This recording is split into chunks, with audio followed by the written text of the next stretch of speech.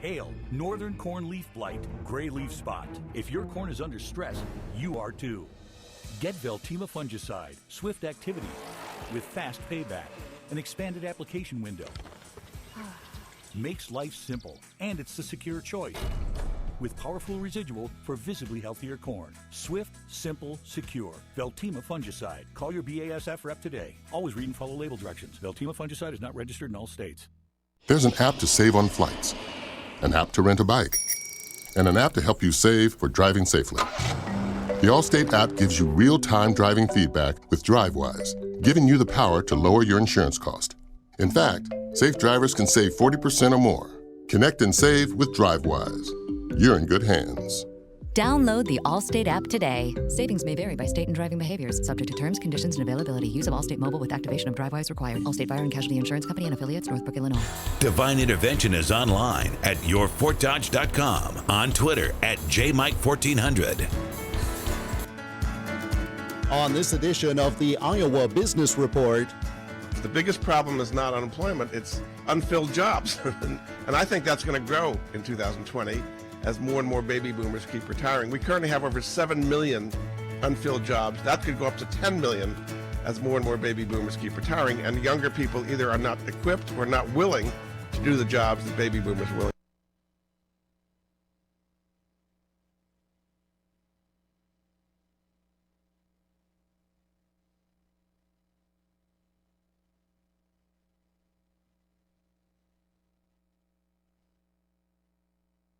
What's the worst job you can think of? Cleaning septic tanks with a toothbrush? Spit polishing thermometers at the vet's office? Taste testing old milk? Ugh, does this taste funny to you? If you think your job is about as bad as one of those, it's definitely time for a change. I'm Chris Ball, Director of Sales at Alpha Media. We have immediate openings in our sales department. Experience is great, but we'll train people with the right attitude. If you're looking for an awesome new career, call me at 955-5656 to schedule an interview today. Alpha Media is an equal opportunity employer. In ag, new isn't always useful. The Winfield United Advanced Acre Prescription Program is. Follow the plan, get 95% of your APH, or get money back. Learn about this limited release program at winfieldunited.com. See agreement for more details. Target percentage of APH varies by plan. Part-time job, full-time hustle, all-time Shiro to all of us. Now it's time for you, our Shiro, to stretch for the stars. Get free tips to help boost your retirement savings now at aceyourretirement.org/Shiro. Brought to you by AARP and the Ad Council. Mom, Dad, I'm getting married. That's wonderful, dear. Congratulations. So have you decided on a date? Yes, this Saturday. What? Are you serious? We need to plan. There's so much to do. What about the church? The flowers, music, food, inviting everyone? You would not want to be faced with those hurried decisions then. Why do that to your family with your own final arrangements? I invite you to sit down with us at Gunderson's to pre-plan your funeral. Pre-planning allows you to make thoughtful decisions with a clear mind. Give us a call at Gunderson Funeral Home and Cremation Services, Fort Dodge. Connect to this radio station from all across the country. Take us to the gym, shopping. How about a road trip? Listen to us now on the free iHeartRadio app. You'll never miss a moment with your favorite radio station. Download the free iHeartRadio app and search for this station so we can go wherever you want us to. Well, I mentioned earlier that I didn't think I was going to get anybody from the courthouse over here today. Turns out I was wrong. As usual. As usual. Yeah, Keith Dinklage here. I thought you were still laying out in some nude beach in Hawaii someplace. No, I left that. Oh, you left that? I couldn't take it anymore. You just couldn't take all that sun. All that sun was hot. And all that warm currents. So you came back just at the right time. It's supposed to be miserable the next few days. Also with us is Trent Lewis. Hi, Trent. Hey, how we doing? Thanks for having me. What is your job at the courthouse? I'm actually with public health, and I'm the environmental health officer for the county. Okay. How long have you been in town? I'll be at the agency for 3 years now. 3 years, okay. Are you a Fort Dodge guy? No, originally from Pomeroy, but I live in Humboldt now. You originally from Pomeroy? Yep. Okay. Byron's. Yep. In Pomeroy. Byron's. You ever go up there, Keith, to Byron's? No, but I got a relation in Pomeroy. Do you? Did have. The Cordys. Which, what was her name? Cordy. Cordy, okay. All right. Well, I don't know how they're related, but they were related. Okay.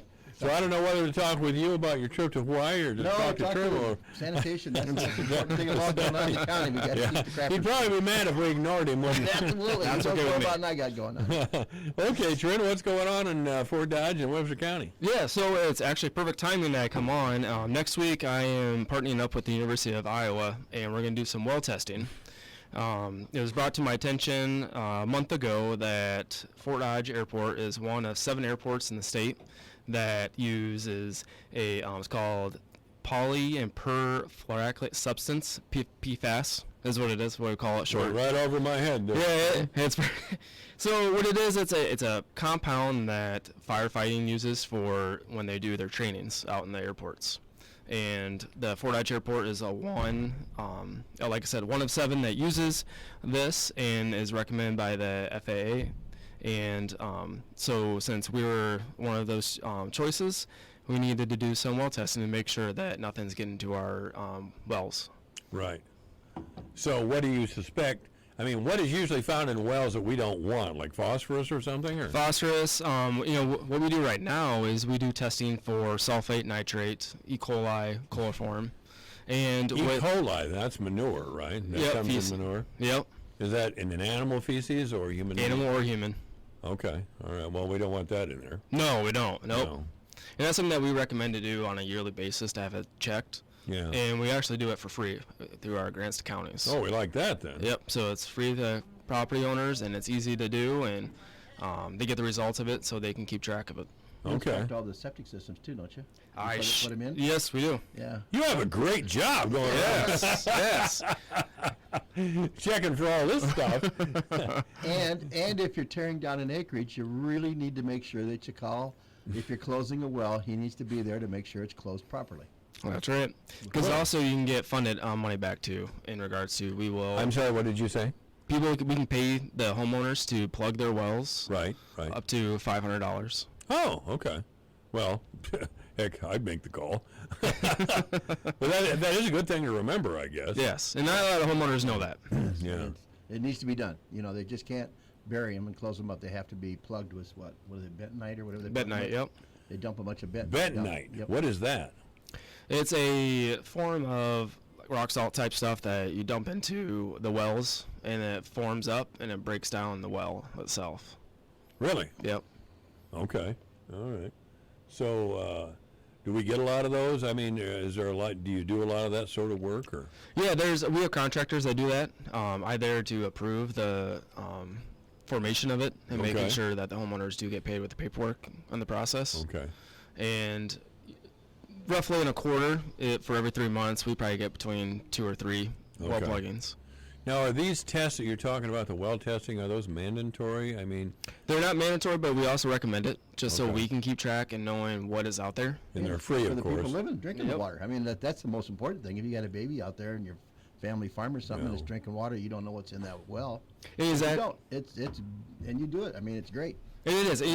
With this new testing that we're going to be doing, it's first come, first serve. I've sent out letters to the homeowners that are over northwest of the airport, just as that's how we've suspected with a 2-mile radius in regards to where the potential hazards could be. And I got 6 homeowners that have called me and set up appointments for next week, and so we can come out there and do that testing. How long does it take to do it? It will take about 14 days. Okay. That's going to be nice, too, because working with the University of Iowa, they're actually going to come to Fort Dodge and go out with me. Oh, U of I does this? Yep, they'll do it with them, and then they will take the samples back just because it's time sensitive. I just thought it would be Iowa State for some reason. Nope. Had to do with the farm in my mind. Iowa State comes out. Huh? Where'd you go to school for this? Well, actually, I went to school at Buena Vista University and majored in human services and minored in psychology. So you're really doing something different. And I do some other stuff at the health department as well. That's different too. So you go to someone's well and test it. Yep. And you find things that are dangerous. What's the next step? The next step is wait for the results from the lab, and once I review those results, I will contact the homeowners right away and let them know what's going on and what are the next steps to treat in the well if the total chloroform is high or E. coli. What we do is either shock the well and retest. Shock the well? Yep. Put a bunch of chlorine down it. Chlorine, bleach. Well, then the people can't drink it. They could drink it, but then within 48 hours, I like to retest again. So then we get the results quicker after that. Right. Yeah, that would be, that is safe then? Yep. And people can take baths and showers and... Yeah, it's much safer to shower instead of drinking it. Yeah. It was recommended if there is high levels in total chloroform or E. coli to either boil the water for 1 minute, get drinking water, or get other drinking water from a different source, or get bottled water until the meantime. Well, I hear of E. coli breaks every now and then, breaks out in the country somewhere. There's deaths from E. coli. Well, and what happens with E. coli, too, is that with individuals, with infants and older adults, is that they get dehydrated quickly. And then once that dehydration sets in, then it's... Is that why Keith's drinking all the time? You're getting dehydrated over there. A lot of problem with that the last couple of weeks. So we get a lot of questions about when you sell your acreage, the septic system has to be dug up, has to be looked at. And the only way it doesn't have to be dug up if you sell it to a blood relative. Is that right? Yep, that's correct. Okay. That's interesting. Why would that be? Why would that be in there? I wonder. You sell it to a blood relative. Just because with the time of transfer, since it's within a family member. The time of transfer. Yeah, that's what it's called. Is the time of transfer inspection. And in regards to a family member, that's the only clause that the state put in there. That since it is a blood relative, they have the option to do it or not. Okay. Usually, if you're not selling it to a blood relative, it's $10,000-$15,000 for a new septic system. Yeah, it all depends. That much? Absolutely. And it depends. Yeah, it depends on the size and what we need to do to it. I suppose depends on how many bedrooms you have in it. Yep. I was thinking 5,000, but that was probably about 19. No, that's probably that. Yeah. That's, well, and I'm thinking 1970s, which is where my mind usually is. So sometimes you run into a big expense. You'll have an old septic system on the property, and you sell the property, and then they get the septic system dug up. Oh, you have to replace it, and $15,000. Well, yeah, you got 4 bedrooms, and that's what it's going to take. Yeah, it's a bigger tank with a 4-bedroom. You have to do a 1,500-gallon tank. 4-bedroom? Yep. So we go by how many bedrooms are in the household and determine how big of the tank needs to be and how much leach field needs to be. And so 4-bedroom is a 1,500-gallon tank with 400 feet of leach field. Really? Yep. Explain leach field to people who don't know. So leach field is a laterals, and is where after the feces go through the tank, and then it gets dispersed in through the laterals and sprays out, and so it just continually flows. Mm-hmm. Yeah. It's really the water. Yeah. Mostly the water goes out through the leach field and just goes out through the rock and dissipates into the ground. Dissipates into the ground, yeah. That's interesting. I don't spend a lot of my time thinking about septic tanks, obviously. And we put a lot in every year. And every acreage has one. Yep. Every acreage has a septic tank. Yeah, they're not hooked up to city water. And years ago, they used to be hooked up to the county tile, or a private tile, and went right into the dredge ditch. I mean, that's every septic system in the 40s, 50s, whatever they got put in. Was hooked to a main. And it was just a private tile, and it went down the dredge ditch and into the water. And everything has to be updated. And if it's anything over 20 years old, it's automatically fail. Automatic fix. Oh, really? Yep. Yeah, 20 years is probably about enough. Yeah. For a septic system. But so I want to get back to what happens when you find something that's wrong out there, because I'm just amazed that you can pour a bunch of bleach and chlorine down the doggone well and still have people use it. It all depends on how big the well is and how much bleach or how much chlorine tablets you put in there. I work with the families to determine, it's all mathematical on how big the well is and how many gallons you need to put in. I mean, it's a lot of effort into that and making sure that you don't put way too much in, because if you put way too much in, then you're going to smell chlorine for 3 weeks. I've had that happen for a contractor, done that to a homeowner, and it wasn't good, huh? No. And you're not going to drink the first water coming out of it. You're going to leave it run on the ground for a while, aren't you? Right. Yep. Yeah, you're going to dump a couple thousand gallons out on the ground, or a couple hundred gallons out on the ground. Yeah, I always recommend to homeowners to, once that's done, is on a daily basis for the first 48 hours, to run it for about an hour to 2 hours to drain it, and then it'll resurface back up, and then the next day do the same thing, just because it helps get that flowing. Yeah. Wow. You know all about this because you've been out on the farm. I've been out on the farm, yeah. What did you have when you were on the farm? An outhouse. An outhouse? Well, that used to be the deal. We actually did. I moved believe to Badger in 1964, and we didn't have inside plumbing. I had an outhouse. Oh, we had an outhouse, and we had running water. You had to run out to the well and get it and run it back to the house. That was common back then. In 1964. I mean, that's a long time ago, but. Well, I remember when I went over to my aunt's house, and she had an outhouse. My mom's twin sister, she had an outhouse, and we didn't think anything of it. And she had a sink with a pump handle in the. We didn't even have that. You didn't even have that. We had to go down to the well and the well was located right by the hog barn. No, right by the cattle lot in the hog barn. That's where it was located. So the well pumped right into the cattle tank and into the hog tank. And we got our drinking water right out of that well, and it was right. I wonder if that passed one of Trin's tests over there. No, wouldn't. That's with state regulations that we have to look out for too, making sure that we work with the well contractors and make sure it's a certain amount of feet away from any hog confinements, septic tanks. Well, the world has changed, as Keith and I talk about a lot, in that we have all these animal concentrations, big hog lots, you know. I keep trying to get Sexton in here so he and Keith can wrestle, but it ain't happening. Well, we used to say, it's hard to put a house on 2 acres because you got to have the well so far away from your leach fields that you can't do it. It's tough. Is that right? Yep. Mm-hmm. Because you got to have so many feet between the well and the leach fields, so it's hard on 2 acres. It's hard to locate those in the time you get the house on it and everything. It's tough to put the well and that stuff there. So you come up on a place, and not too far down the road's 5,000 hogs. Does that make a difference as to where your well might be, or? It has to be at least 100 feet away from the well. As long as you look at the process on where the water flows. Yeah. And then where and how that hog confinement is looking at too. Has there been any problems with all these hog confinements?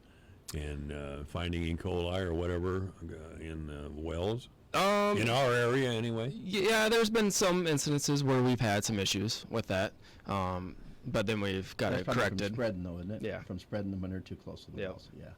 From not from the building, but not from the building itself, but from doing what? Doing it how there, Keith? From spreading it on the ground in the spring. Spreading it on the ground. Yeah. All right. That's probably where that came from. Well, and that's where a lot of runoff goes. Yeah.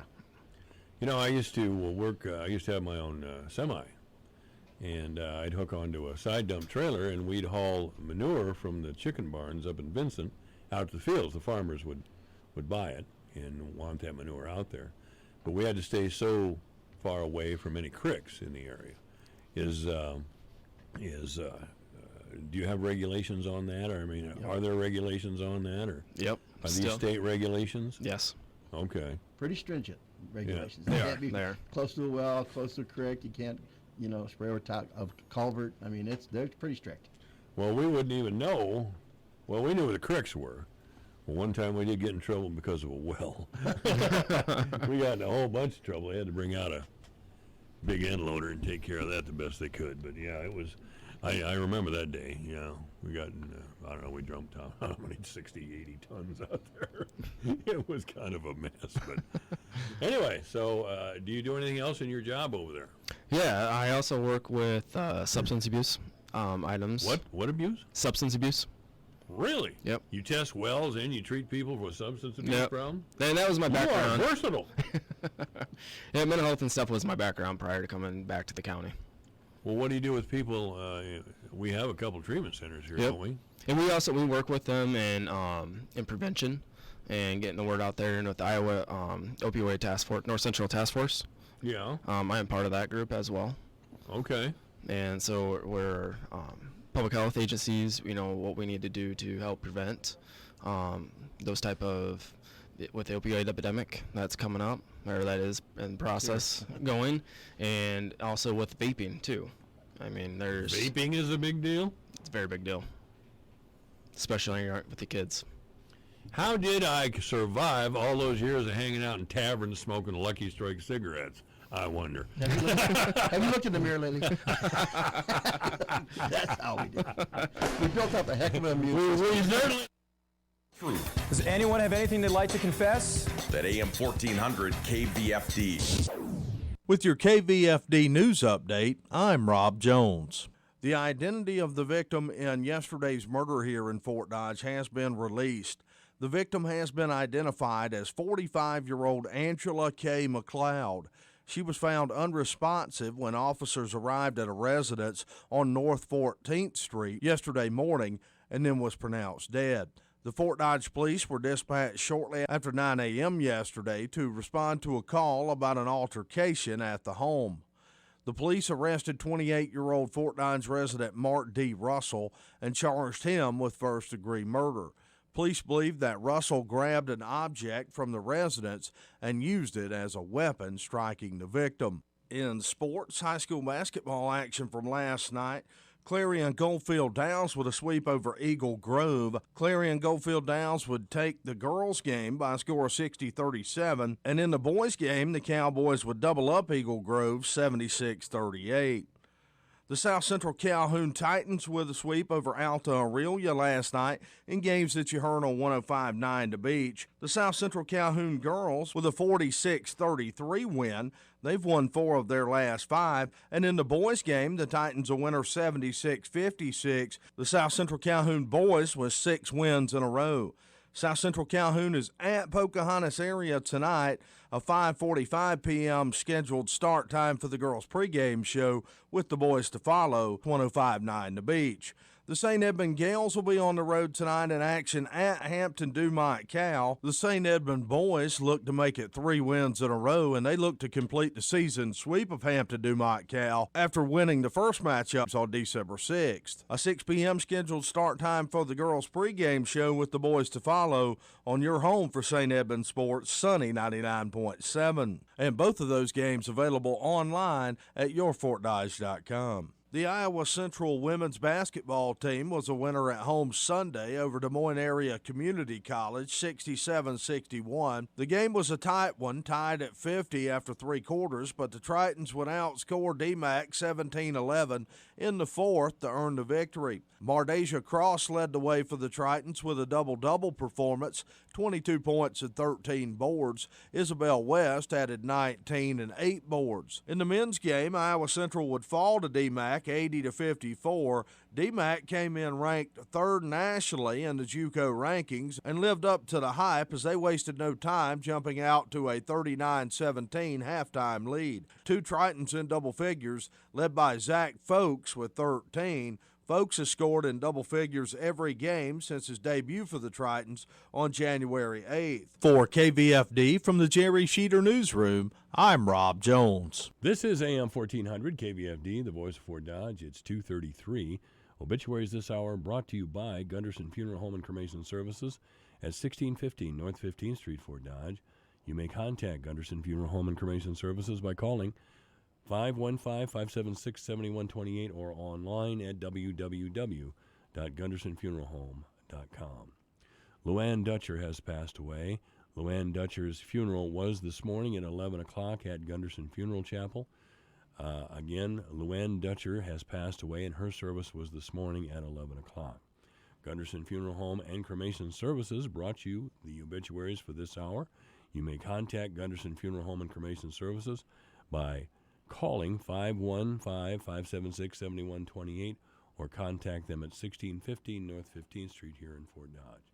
This is AM 1400 KVFD, the voice of Fort Dodge. Here's a look at how the markets closed today. March corn down 1 3/4 at 387.5. May down 1 3/4 at 393.5. July down 1 3/4 at 399.25. September down 1 1/2 at 398 3/4.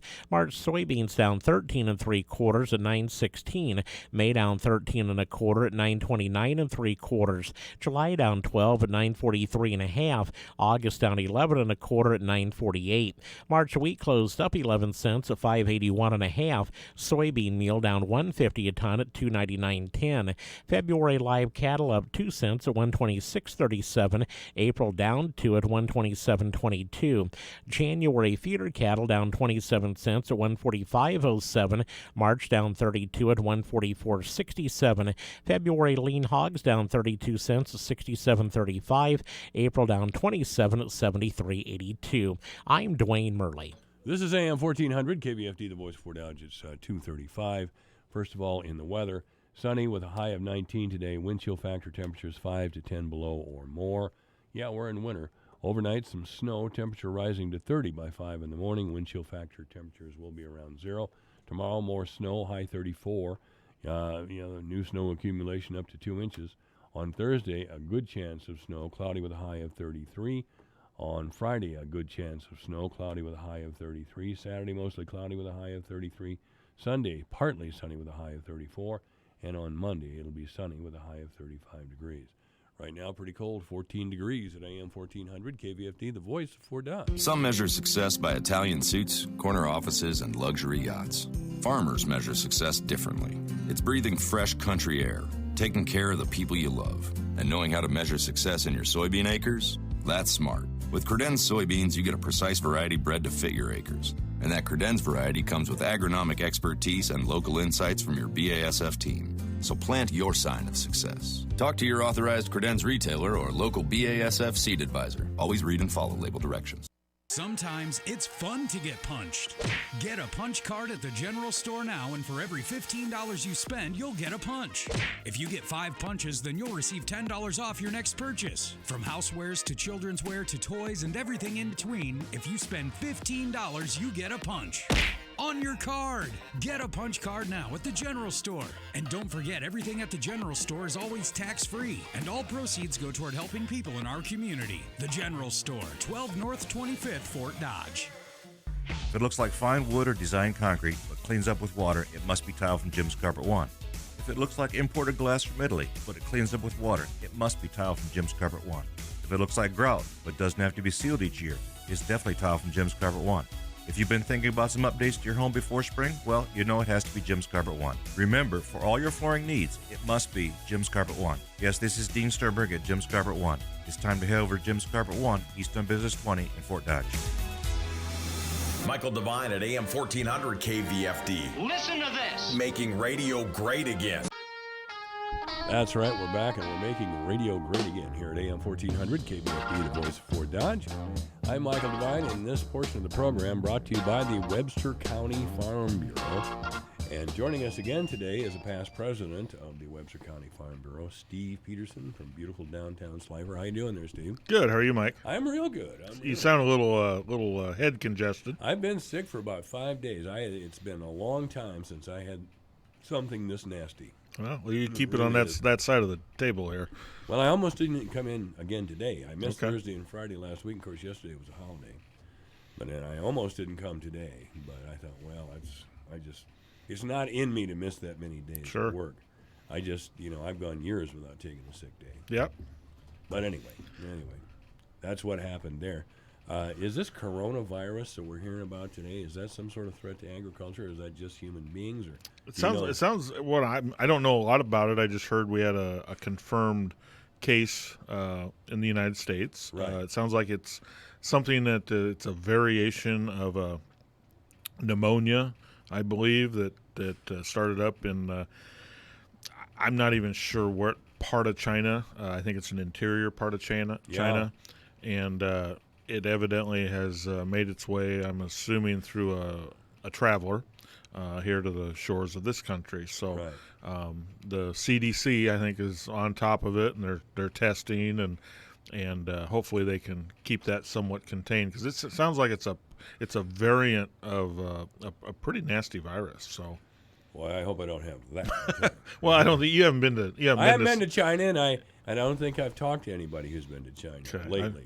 I've been to China a year ago, so I don't know what. Maybe maybe the incubation period's that long, but this virus is a mutation of an animal virus, a human virus. That's sounds like something a movie is made about, isn't it? Yeah. So hopefully we'll get there, but those for us in agriculture, those type of pathways and whatnot are alarming to us, because of course African swine fever is prevalent over in that part of the world, and I think everyone this week they got the pork congress starting up, I believe, down in Des Moines, and those are going to be on the thoughts of everyone, and it wasn't it doesn't seem like that long ago, but I guess it would have been about 4 years ago is when we were locally affected by the bird flu.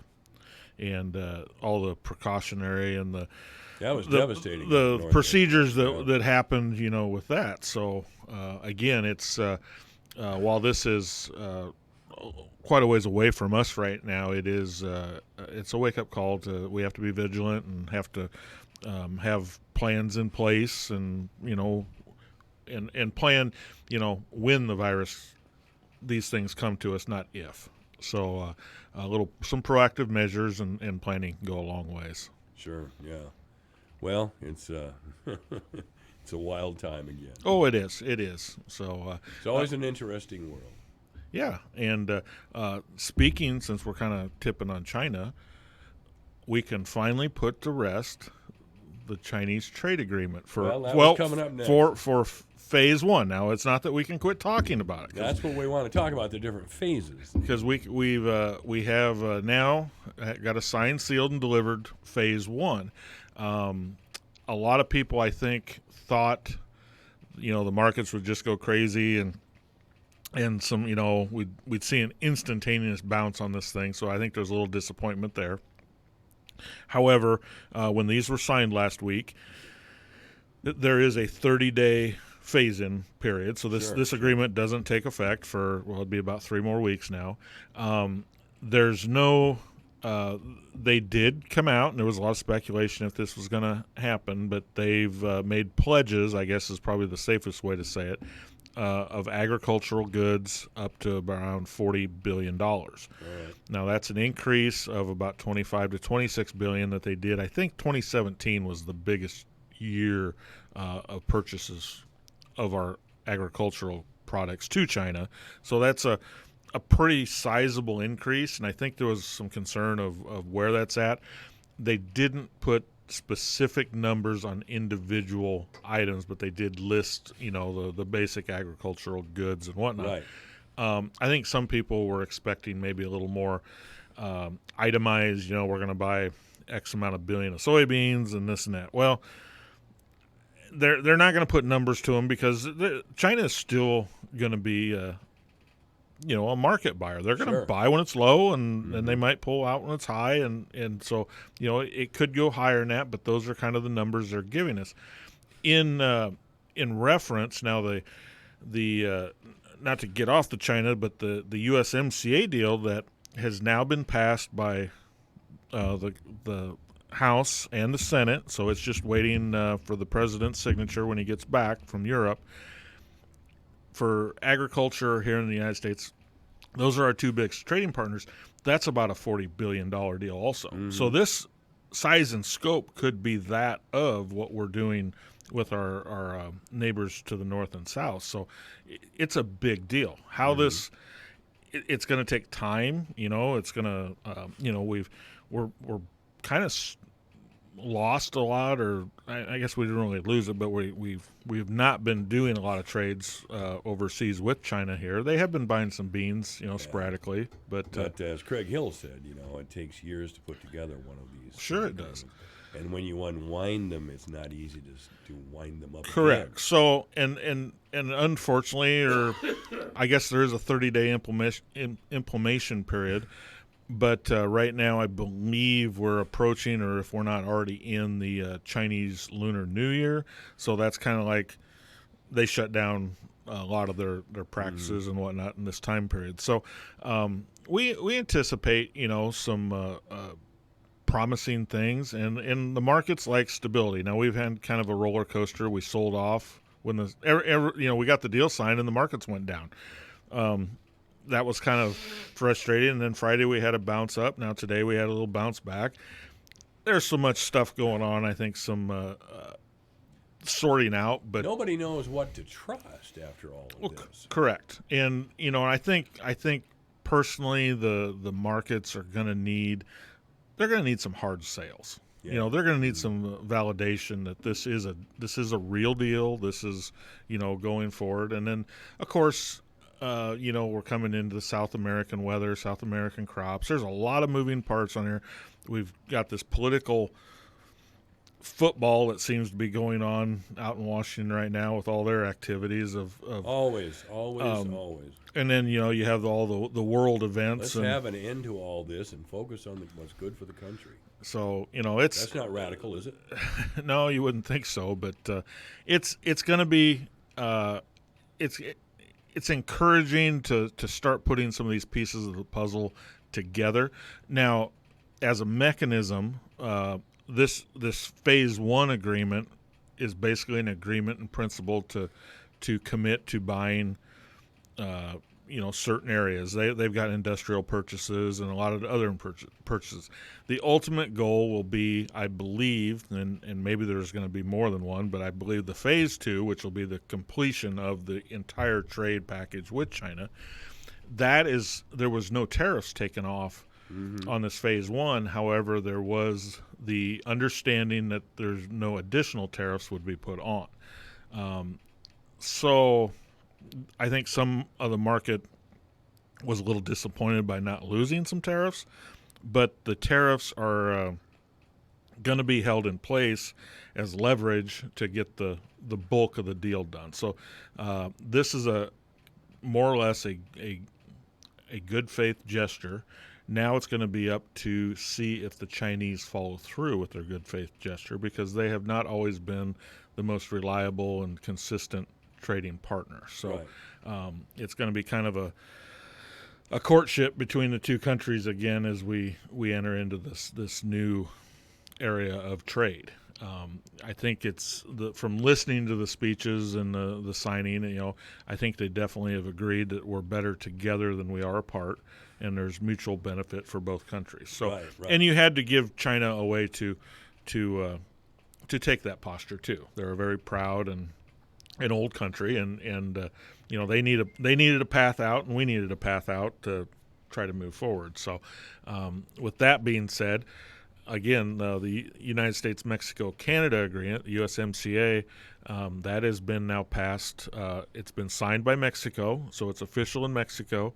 It has now been through both houses here in the United States, or the House and the Senate in the United States, and it's just waiting the president's signature, which sounded like that would be fairly promptly, probably next week. And then that will be a done deal in the United States, and then we are waiting on Canada to ratify and sign their deal. So, and it sounded like they were going to be, here in the near future of taking up that process on their end. So that's we've been talking about these deals for the better part of a year and a half, it seems like, and to see these completed and moving forward and give the market some certainty, give producers some direction on what's going on. It should be a good deal for all. Some other works that are in right now, and the administration of presidents in Switzerland right now at the Davos meeting. Davos meeting, and he's been making a few headlines there and saber rattling, I guess. He always does. With the European Union now, because there's going to be some new potential trading partners with the Great Britain dissolving out of the EU and some new potential arrangements there. And another big deal that I'm hearing a little bit of rumors of is they are approaching India on doing, and we virtually trade nothing with India. And India, in the world population, I think is right up there behind China. Oh, it is. It is. And we virtually have no agricultural or type trade with India. So that's kind of a new deal that I've heard them talking about. Yeah, India has, and China has its own culture and history and belief system. I mean, I remember you mentioned the Lunar New Year's. In Asia, that's a big deal. Everybody is really banging gongs and celebrating and maybe talking to their dead ancestors. It's their way of praying in a way. And I mean, but they just, we forget that they're human beings just like us, but they're very different as well. Sure. And the people in India are the same way. They have their own thing going on. Yeah, their religions, their beliefs, and these are that was always for multiple people when I was in China. I heard this comment in several different areas we were in, and they called us silly Americans because our country is only a few hundred years old, but we think we know it all. That's right. And there are so based on thousands of years of history and culture, and they say we don't look as far down the road as what they do. So Well, it's just a different mindset. They can say that, but I would note that Chinese history is they go through long periods of being exploited by emperors of their own kind. Sure. And I would argue that the short history of the United States has been far more productive, peaceful, and free than all the centuries of Chinese tradition and history. But Stick it up for my homies here. But there's some, again, I think if we've learned anything from whether you agreed with how this was handled or not, I think for the most part it was agreed that we had to do something. There was a lot of different approaches, but it seemed like for a long time we did nothing. In the end, I think we're all pretty hopeful that this is going to be a good thing for everybody. I think there's more enough seats at the table to make that.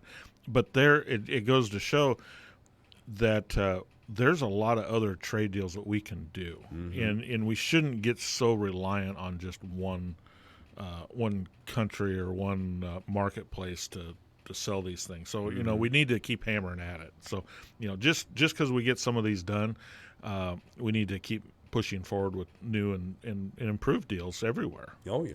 So it is odd that we don't trade much with India.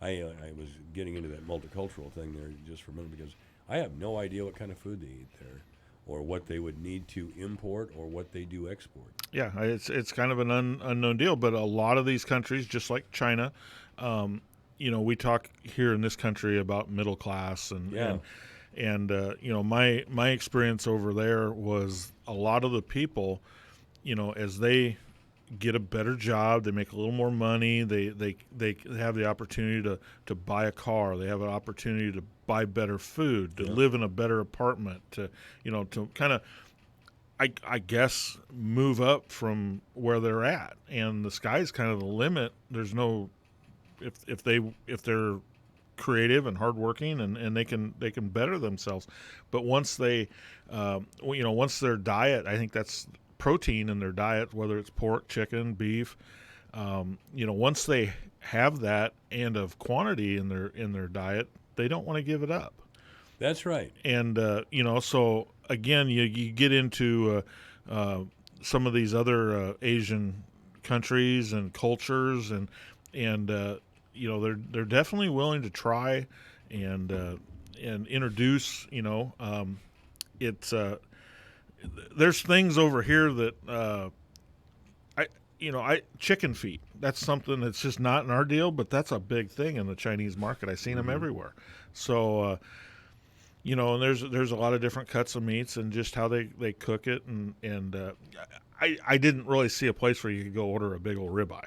That didn't seem common there, but there was a lot of beef and chicken and pork proteins in a lot of different meals. So, but yeah, so that's kind of what we're seeing and watching patiently on the national level, these trades deals. Again, last week here locally, we had the governor, and she got to lay out her plan for her vision for legislative priorities going forward. Luckily, in Farm Bureau, we can definitely get behind and support some of those ideas that she's championing forward. And talked a little bit off the air. This Saturday is going to be the first Eggs and Issues here in Fort Dodge. That's right. Out to Iowa Central. And for anyone out there that's never been to one, we have the opportunity here with the to have some really good communication with your local representatives. It's not an intimidating setting. At least I've never really felt it was. They're very accessible. You can ask questions. Sure. Our legislators are local people. Yeah. Mike Sexton lives over here in Calhoun County. He's a farmer, lives on a farm. I know where Tim Kreinbrink lives and Ann Meyer. And I've been to Ann and Jim Meyer's house. I think I've been to Tim's, but I don't remember. But for people that have questions, concerns, it's an excellent place to do it. I'm fortunate with Farm Bureau. We go down to the State House and lobby on behalf of Farm Bureau on certain days and issues and whatnot. But for a lot of people, this is in your backyard in a very inviting. It's out at Iowa Central. It's going to be in the Bioscience building, which is kind of in the middle of campus there. Mm-hmm. It's a kind of an auditorium type setting, and I'm not sure. I've seen it both ways where people will. I think last year you write your question down? Isn't that kind of how they did? I wish they wouldn't do that, but yeah, that's the way they've been doing it. Okay, I'm not sure how. And they did it that way because people had a tendency to lecture from the floor. Well, it seemed like there was going to be a little bit of grandstanding going on. Oh, quite a bit, yeah. So anyway, I don't know how the format will be. Is Jim Kirsten the one that? Jim will be involved, that's for sure. Okay, and we'll talk with Jim a little bit later. If not today, then later in the week. But yeah, it's a great opportunity we have here for people to go and ask questions. If anything else, or get informed about. And these early meetings, they're not going to have a whole lot of answers now. It's going to be, I think the roadmap is kind of laid out in front of them and what they foresee coming up. And as we get a little further into the session, then sometimes there'll be positions or. There might be some things brought up legislative-wise or some agenda items that a particular candidate's pushing, and there can be pushback from the locals. That's why we have these things. It's good for both sides. Yeah. So sometimes Farm Bureau has a day. They celebrate Farm Bureau. We have two of them that are down at the Capitol. Two scheduled ones, and they generally. Coincide with funnel weeks, which if you have ever been down to the sure I have. Funnel weeks is where bills are basically collecting in a funnel, and they either get pushed through to the next step or they get lost. And we usually coincide those down with funnel weeks. Now, they're not saying that if there was something come up, because politics is anything but predictable, there could be where they would ask us to go down on behalf of a particular bill or to push, or promote a direction that our policy would support. So, we do two scheduled days, and then again we have our own lobbyists that are down at the State House full time, and they keep us pretty much informed what's going on. And who are your lobbyists? Who do you work through? Farm Bureau has our own hired lobbyists. Do you know who they are, or firm? No, they're employees of Farm Bureau. Okay. We just changed last year one of them. We used to have one in the House, one in the Senate. Now we have two, and they kind of work with both. And they get to know the legislators, pretty good. That's key. And a lot of lobbyists down there. There are a lot of lobbyists, and a lot of lobbyists. That's a career that I would not care for. A lot of those lobbyists are kind of strange entities because they represent a lot of different people. Why don't they? Ours are strictly ours. Right. And like I said, we have two full-time ones, and but some of these lobbyists, sometimes it seems to me like they're almost they can be on one day of the week, they can be on this side of the fence, and the next day of the week they're on the complete opposite side. So I know one guy, a former representative, good guy. He represents mostly the Indian tribes. Okay. You wouldn't really think of that in Iowa, but yeah, they're good. And our own local representatives, they tell us that when Farm Bureau, when we do go down, we'll pack that Capitol with farmers from across Iowa. Sure. With a unified message of our policy that's developed from our grassroots effort. It's impressive to them. But what they remind us. If we're not speaking every day, there's someone speaking for us, and it probably is not in our favor. And there's a lot of entities down there that that are pushing policy, that doesn't align with our values. No, not at all. So it's Farm Bureau sometimes gets the environmentalists put a big target on their back. Let me put it that way. Steve Peterson is our guest. He's with the Webster County Farm Bureau. 3 o'clock in the afternoon. We'll be back with Steve Peterson after the news. KVFD Fort Dodge.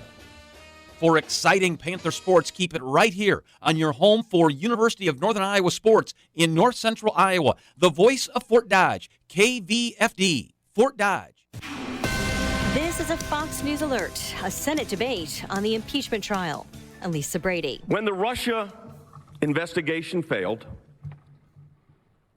it devolved into the Ukraine. The president's legal team, including Jay Sekulow, says their case will show he's done nothing wrong and that he was denied due process in the House impeachment proceedings. Attorney Pat Cipollone also says the House failed to make its case. Overwhelming evidence to impeach the President of the United States. And then they come here on the first day and they say, you know what, we need some more evidence. This as Democrats demand 4 additional witnesses and more documents, arguing that Republicans want to block that to cover up for the president. The president must not be allowed to mislead you by introducing documents selectively and withholding all of the rest. Lead House Manager Adam Schiff, the debate on the trial's ground rules continues. The U.S. has its first case of the new coronavirus, already blamed for several deaths and hundreds of illnesses in Asia. An American living in Snohomish County, Washington, north of Seattle, became ill and told his providers about his recent travel to China. Dr. Scott Lindquist is the Washington State epidemiologist. He came in before that screening was done and was actually not with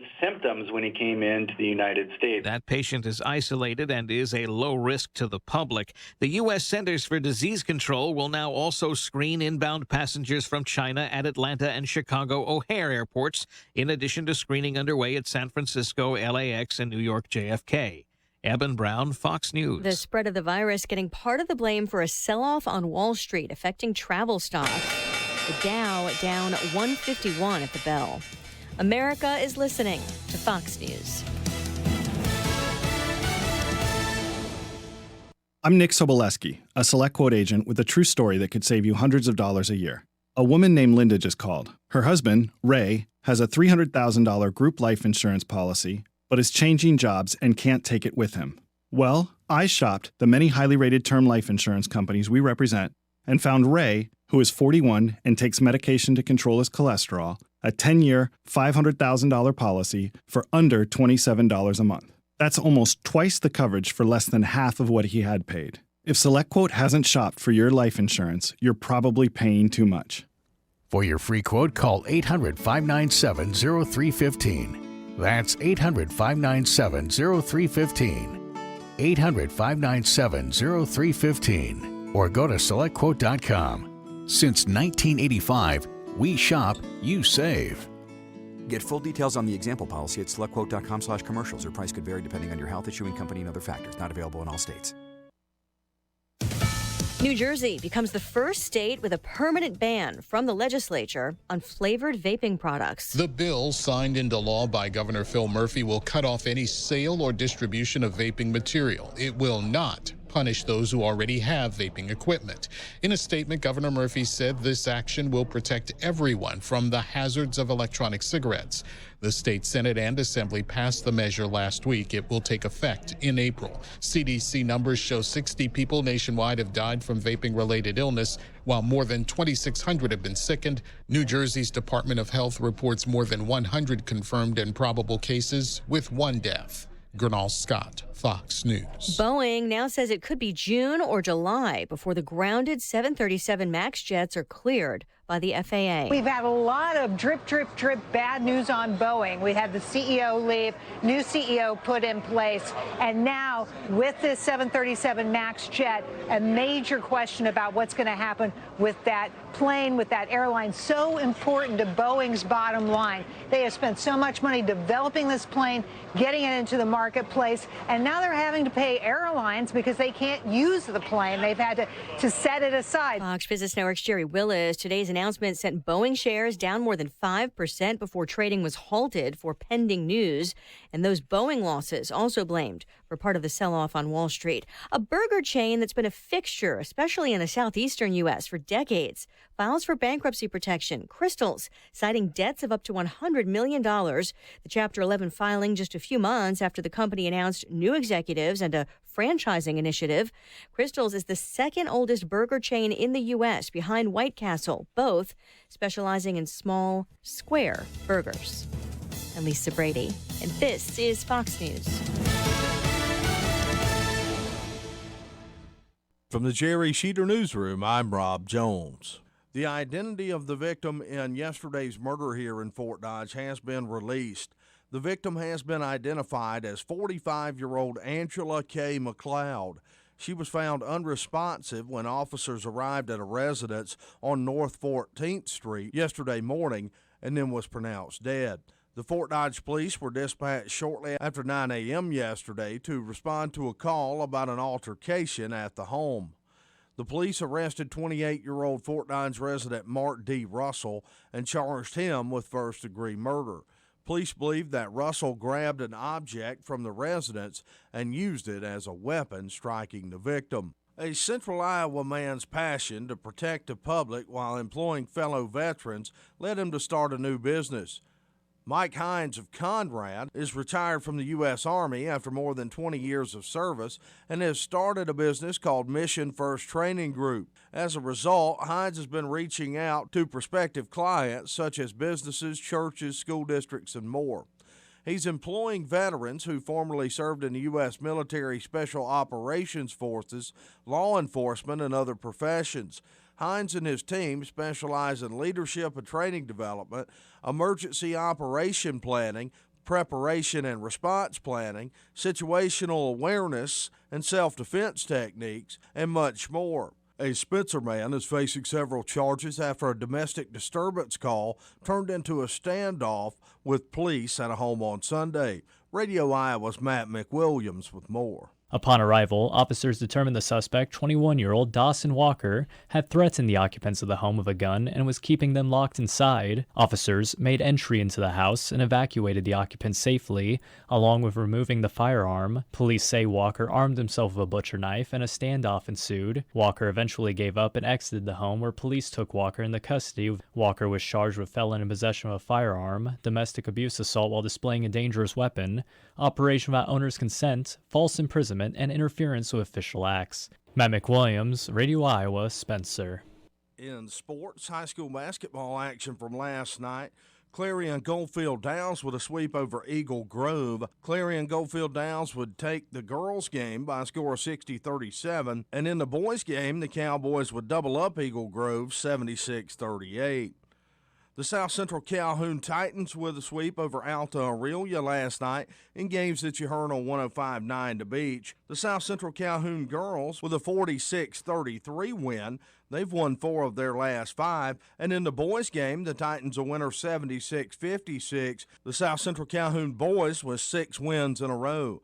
South Central Calhoun is at Pocahontas area tonight. A 5:45 p.m. scheduled start time for the girls' pregame show with the boys to follow on your home for Titan Sports 105.9 The Beach.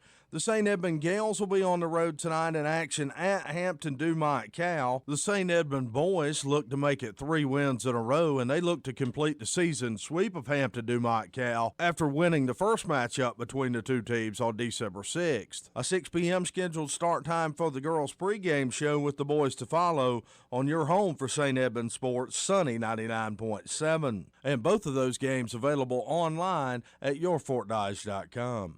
The Iowa Central women's basketball team was a winner at home Sunday over Des Moines Area Community College, 67-61. The game was a tight one, tied at 50 after 3 quarters, but the Tritons would outscore DMAC 17-11 in the fourth to earn the victory. Mardasia Cross led the way for the Tritons with a double-double performance, 22 points and 13 boards. Isabel West added 19 and 8 boards. In the men's game, Iowa Central would fall to DMAC 80-54. DMAC came in ranked 3rd nationally in the JUCO rankings and lived up to the hype as they wasted no time, jumping out to a 39-17 halftime lead. 2 Tritons in double figures, led by Zach Folks with 13. Folks has scored in double figures every game since his debut for the Tritons on January 8th. The Iowa State Cyclones back in action tonight at home, hosting the Oklahoma State Cowboys. The Cyclones look to get off the snide as they've lost 4 of their last 5 in conference play. You can hear the game, a 7 p.m. tip-off on your home for the Iowa State Cyclones, True Country 540 KWMT. That's your Alpha Media News Update from the Jerry Sheeter Newsroom. I'm Rob Jones. Here's the AM 1400 KVFD weatherology forecast. Highs level off around 19 this afternoon under mainly clear skies, south winds 15 to 20 miles per hour. Snow likely tonight, lows around 17, cloudy skies expected. Cloudy tomorrow, snow likely, daytime highs approaching 34. 3 to 5 inches of snow tonight through Thursday night. From the Weatherology Weather Center, I'm meteorologist Jennifer Wojcicki. Currently, it's 14. Looking for a winter project? Let's talk tile. Hi, this is Dean Sternberg with Jim's Carpet One. Jim's Carpet One has a huge selection of tile in stock, ready to install, with a large variety of colors and designs like wood, concrete, glass, and ceramic, all priced to sell. Our professional installers can even offer installation advice. Not up for a do-it-yourself project? We can do the installation for you. We tile everything from small entryways to full walk-in showers with seats. Come see the professionals at Jim's Carpet One, East on Business 20, Fort Dodge. Message and data rates may apply. Earning your degree from one of the top business schools in the country might sound impossible to fit into your workload. But what if there were a business degree that advanced your career skills and gave you access to world-renowned faculty, leaders, and mentors all on your schedule? One that opened doors to some of the most influential CEOs, tech companies, law firms, entrepreneurs, and thought leaders. And what if you could earn that degree in as little as 16 months, 100% online? Find out more. Text DRIVE to 79645. Start on the path to earning your MBA or Business Analytics Master's degree online from the W.P. Carey School of Business at Arizona State University today. Learn more about the graduate programs from the top-ranked W.P. Carey School of Business at Arizona State University, offered 100% online. Text DRIVE to 79645. That's DRIVE to 79645. Michael Devine at AM 1400. In the name of justice and the American way of life. With 60 rounds of freedom.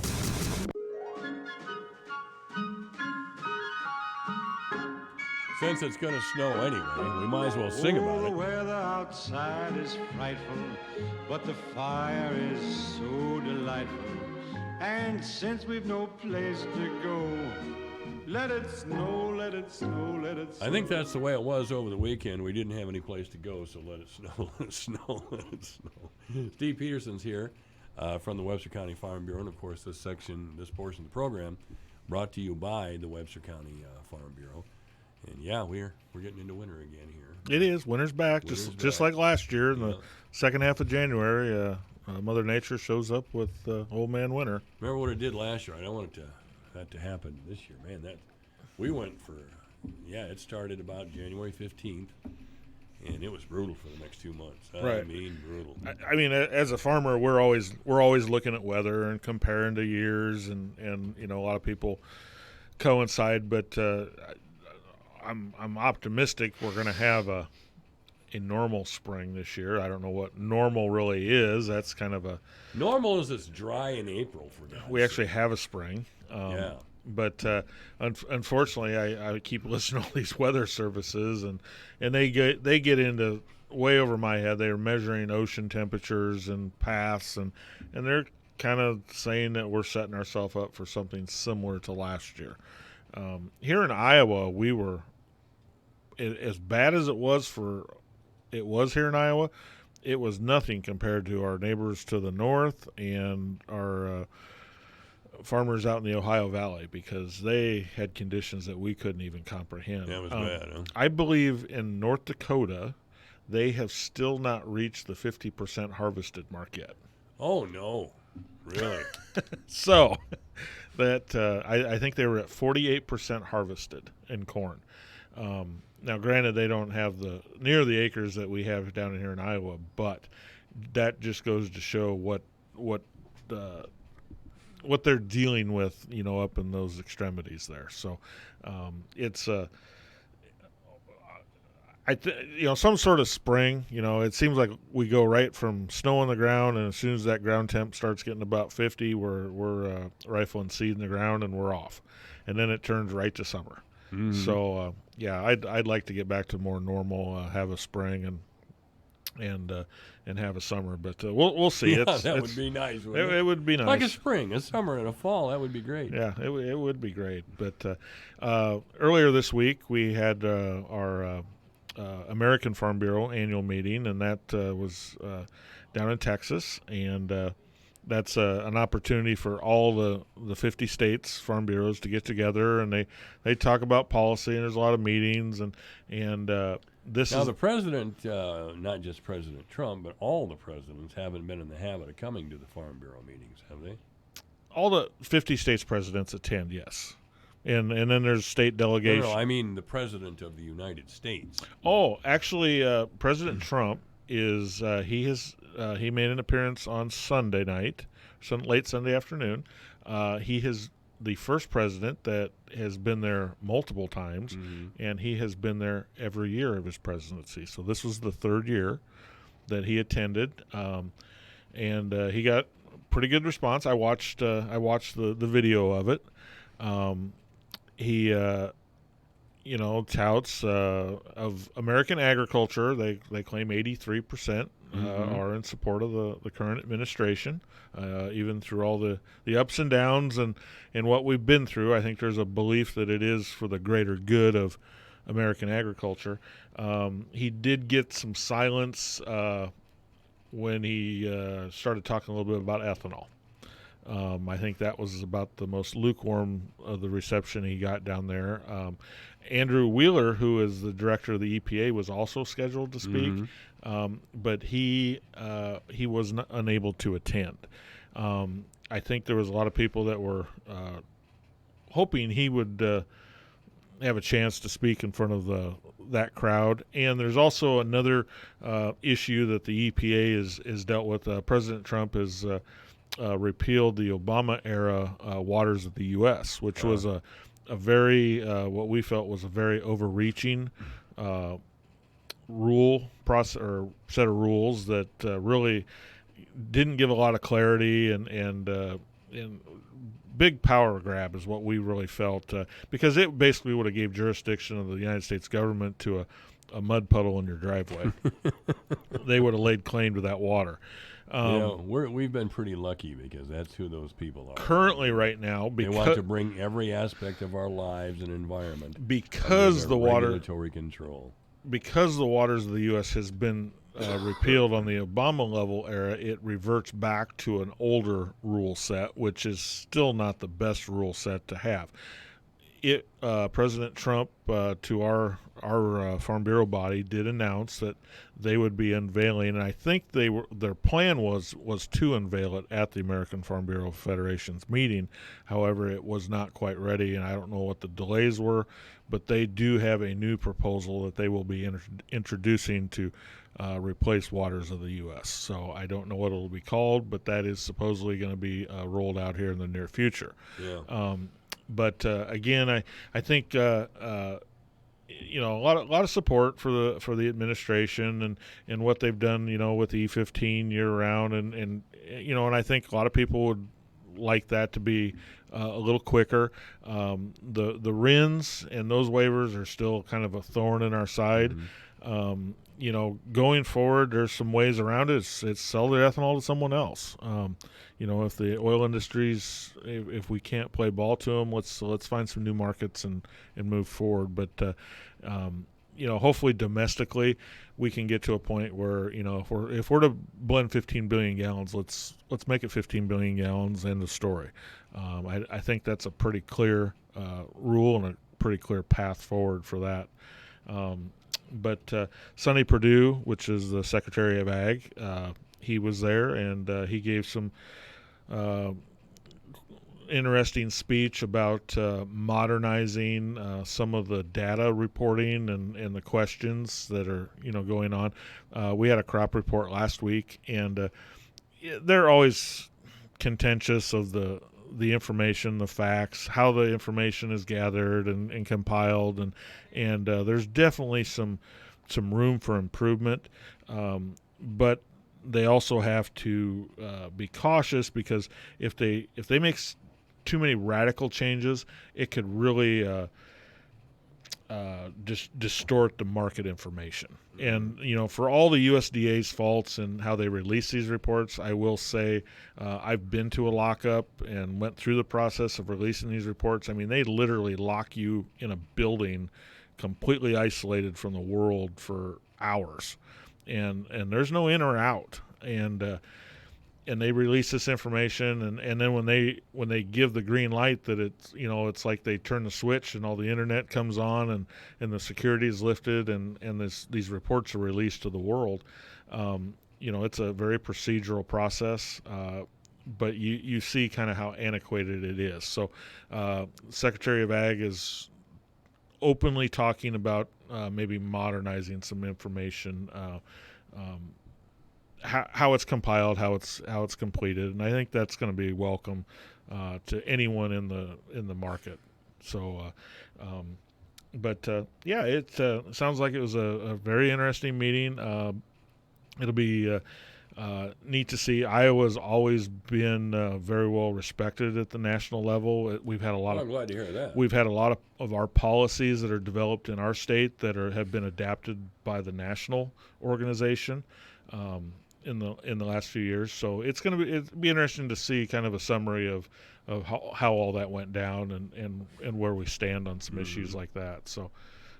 Because it's collectively at the national level, it's just like the policies that are developed here in Iowa by our members are run up through the basically they're just run through the whole process up to our state level, and if they get adopted by our body, they become our state policy, and then our state policy can be put into the national policy also. So it's definitely happened on certain issues. But this was where our delegates get together at the national level and develop policy. So, and anyone, I've never been a state delegate, but the ones that have, they say it's an interesting process listening to agriculture farmers from around the country. It's interesting for me listening to farmers just around Iowa. So you encompass all 50 states. And it even gets more interesting yet. Sure. Because we are spoiled here in Iowa, or not spoiled, but we tend to forget that agriculture encompasses more than just corn, soybeans, pigs, and cows, and especially in a lot of the specialty crops and the fruits and vegetables and a lot of these policies which. Sometimes they're big and broad, but they have to encompass all of agriculture, which is a lot more crops than what we raise here. Sure. So there's so many different types of farmers. Oh, it's unreal. We forget, for example, that California is one of the biggest, if not the biggest, ag state. They are. You drive through the Central Valley and you will see farming you can drive for hours and you'll see farming, mainly onion fields. Onions, tomatoes, a lot of vegetable crops. I've been in Southern California on some farm tours. Went to a mushroom farm. Went to avocado farms. And just a lot in the regulations. They get to talking about their regulations and their issues that they're dealing with, and you get too close to the ocean and they get salt in their wells and the water permits and just stuff that we don't really deal with here in the Midwest. And the biggest eye opener for me, and it's been 5 or 6 years ago when I was there, was their labor pools of immigration and how they rely on that. And they do. And this was close enough to the border. There was people coming and going every day. So yeah. they were but it's an eye opener to see that up close and how that works and how they rely on a lot of that stuff. So it very interesting, but it's there's a lot more to it than just the corn and the beans that if we don't venture out and see that stuff, you don't really realize it.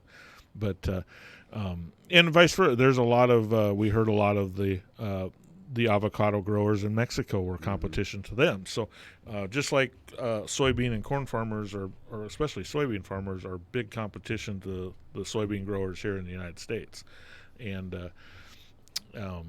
it's an interesting comparison to see. Yeah. It sounds like it was a good meeting. It sounds like the president was very well received.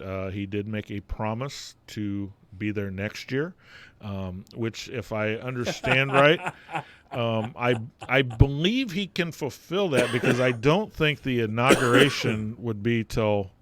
Would it be yesterday? Yeah, I think so. Yeah. So I think he's made a promise there, assuming that he was still going to be president. Well, that he was going to be reelected. I think he can be there. That, by the way, is what the Democrats are That's what this impeachment business is really about. Well, he can stir him up, but I think mathematically he technically can fulfill that promise, and that's a lot what he. In his speeches was promises made, promises kept. So, and in agriculture, there have been a lot of those made and kept to us. What he campaigned previously. So it was a good speech. Watching it, and we'll see if he keeps that promise next year or what. But like I said, we've still got a lot of work to do domestically on the ethanol side. And that's pretty near and dear. Are we getting any cooperation from our own government on that? Well, that's unfortunately yes and no, but it seems like everything now coming out of Washington is at a snail's pace because of the other distractions that are going on out there. So I'm thankful we got the USMCA passed before the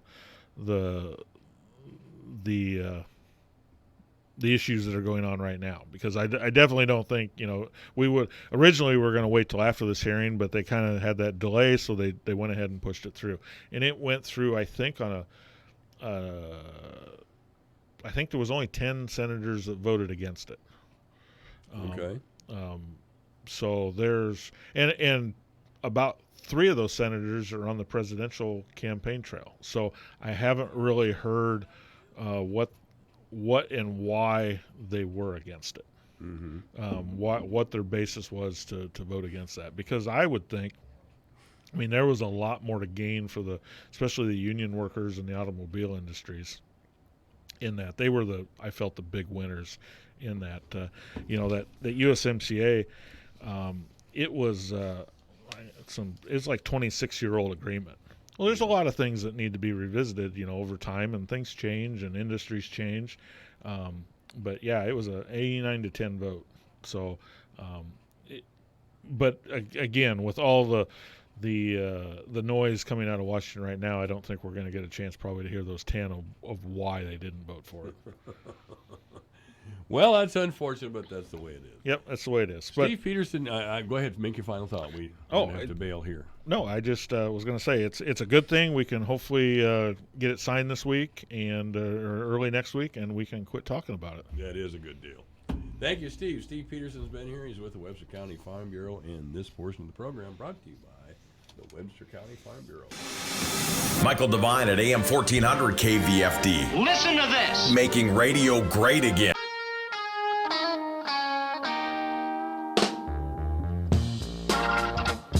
All right, this is AM 1400 KVFD, the voice of Fort Dodge. The news is next. A lot of ads for sales jobs are sugar-coated with all of the money you could potentially make. In reality, you'll make as much as you want to, depending on the effort you put into the job. I'm Chris Ball, Director of Sales at Alpha Media. Alpha Media is looking for a few good people to represent us while helping local businesses develop a successful marketing plan on our 7 radio stations. Experience is preferred, but we'll work with candidates who have a great attitude and want to succeed. For an interview, call me at 955-5656. Alpha Media is an equal opportunity employer. From the Jerry Sheeter Newsroom, I'm Rob Jones.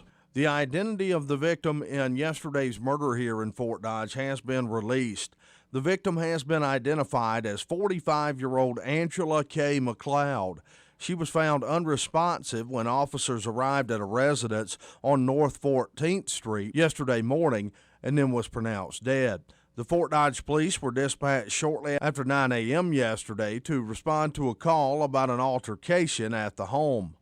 The police arrested 28-year-old Fort Dodge resident Mark D. Russell and charged him with first-degree murder. Police believe that Russell grabbed an object from the residence and used it as a weapon, striking the victim. A Central Iowa man's passion to protect the public while employing fellow veterans led him to start a new business. Mike Hines of Conrad is retired from the U.S. Army after more than 20 years of service and has started a business called Mission First Training Group. As a result, Hines has been reaching out to prospective clients such as businesses, churches, school districts, and more. He's employing veterans who formerly served in the U.S. military special operations forces, law enforcement, and other professions. Hines and his team specialize in leadership and training development, emergency operation planning, preparation and response planning, situational awareness and self-defense techniques, and much more. A Spencer man is facing several charges after a domestic disturbance call turned into a standoff with police at a home on Sunday. Radio Iowa's Matt McWilliams with more. Upon arrival, officers determined the suspect, 21-year-old Dawson Walker, had threatened the occupants of the home with a gun and was keeping them locked inside. Officers made entry into the house and evacuated the occupants safely, along with removing the firearm. Police say Walker armed himself with a butcher knife and a standoff ensued. Walker eventually gave up and exited the home, where police took Walker into custody. Walker was charged with felon in possession of a firearm, domestic abuse assault while displaying a dangerous weapon, operation without owner's consent, false imprisonment, and interference with official acts. Matt McWilliams, Radio Iowa, Spencer. In sports, high school basketball action from last night. Clarion Goldfield Downs with a sweep over Eagle Grove. Clarion Goldfield Downs would take the girls' game by a score of 60-37. And in the boys' game, the Cowboys would double up Eagle Grove 76-38. The South Central Calhoun Titans with a sweep over Alta Aurelia last night in games that you heard on 105.9 The Beach. The South Central Calhoun girls with a 46-33 win.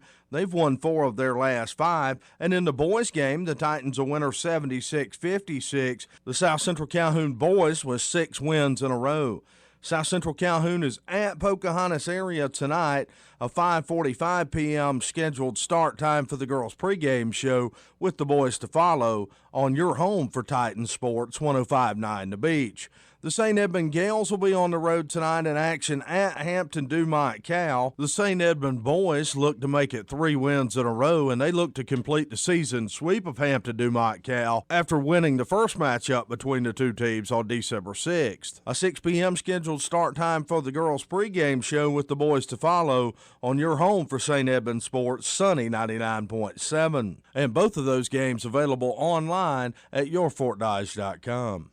The Iowa Central women's basketball team was a winner at home Sunday over Des Moines Area Community College, 67-61. The game was a tight one, tied at 50 after 3 quarters, but the Tritons would outscore DMAC 17-11 in the fourth to earn the victory. Mardasia Cross led the way for the Tritons with a double-double performance, 22 points and 13 boards. Isabel West added 19 and 8 boards. In the men's game, Iowa Central would fall to DMAC 80-54.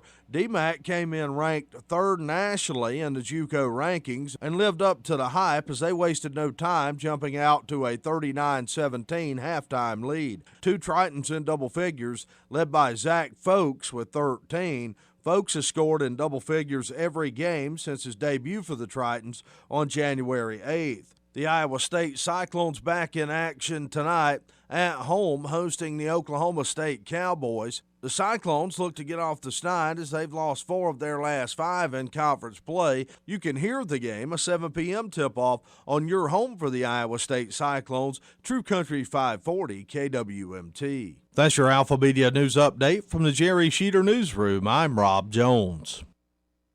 Here's a look at how the markets closed today. March corn down 1 3/4 at 387.5. May down 1 3/4 at 393.5. July down 1 3/4 at 399.25. September down 1 1/2 at 398 3/4.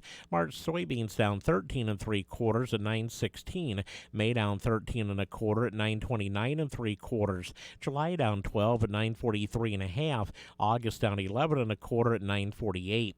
March wheat closed up 11 cents at 581.5. Soybean meal down 150 a ton at 299.10. February live cattle up 2 cents at 126.37. April down 2 at 127.22. January feeder cattle down 27 cents at 145.07. March down 32 at 144.67. February lean hogs down 32 cents at 67.35. April down 27 at 73.82. I'm Dwayne Murley.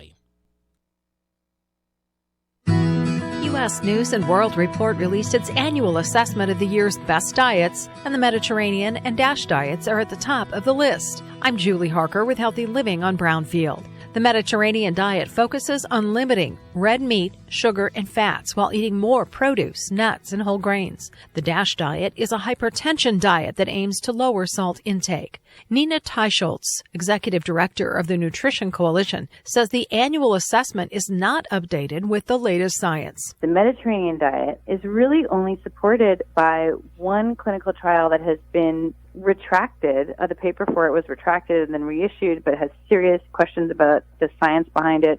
And there were 2 large review papers published this year saying that there really is no rigorous science to show that the Mediterranean diet can protect against heart disease.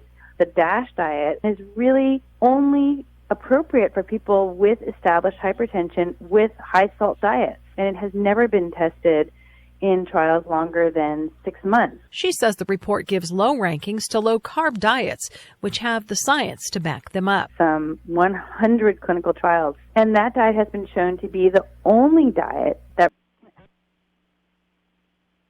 Yes.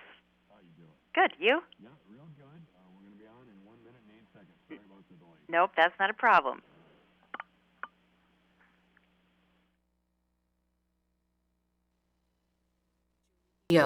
She's a Leukemia and Lymphoma Society advocate and the mother of a child who battled blood cancer. Zach was diagnosed with AML, a deadly leukemia, when he was only 5. He died at just 9 years old, really from the treatment that was meant to save him. Today, the Leukemia and Lymphoma Society is pioneering breakthrough treatments for kids with cancer. Visit LLS.org and save a child's life. When someone hears the words, "You have cancer," it's one of the darkest moments in their life. Light the Night brings light to the darkness of cancer by uniting survivors, patients, and supporters in the cause to end cancer. We form a community of hope, raising funds in support of the Leukemia and Lymphoma Society.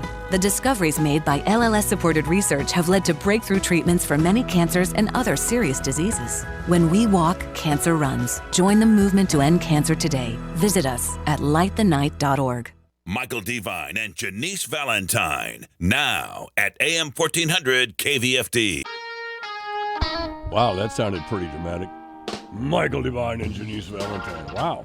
We must really be cool, Janice. What do you think? Are we cool today or not? Well, I'm frigid today. Oh, God, tell me about it. Janice Valentine is a local attorney and a longtime contributor to the program. She practices primarily in workers' compensation and personal injury. There is no fee for first consultation. She's at Valentine Law Office, Janice Valentine at jvalentine@valentinelaw.net. You may contact the Valentine Law Office by calling 515-955-5544. She's at 415 the Boston Center, 809 Central Avenue, Fort Dodge, or at www.valentinelaw.net. Janice, have you ever had a case, a murder case, that was anything like this Christian Rivera case that one of your friends is handling, she and her husband are handling, concerning Molly Tibbetts, the murdered girl down near Brooklyn, Iowa?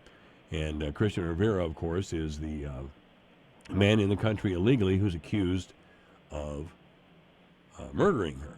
Have you ever had a case where there was a murder involved? Absolutely not. They are. Thankfully, I have never even handled a criminal case, let alone a murder case. So And don't want to either, do you? no, that's just I know. I've always thought it's good that so many of us have different interests and skill sets, because a lot of people wouldn't like to do what I do either. But it's what I like, and obviously there's folks out there that thankfully want to represent individuals in the criminal realm as well.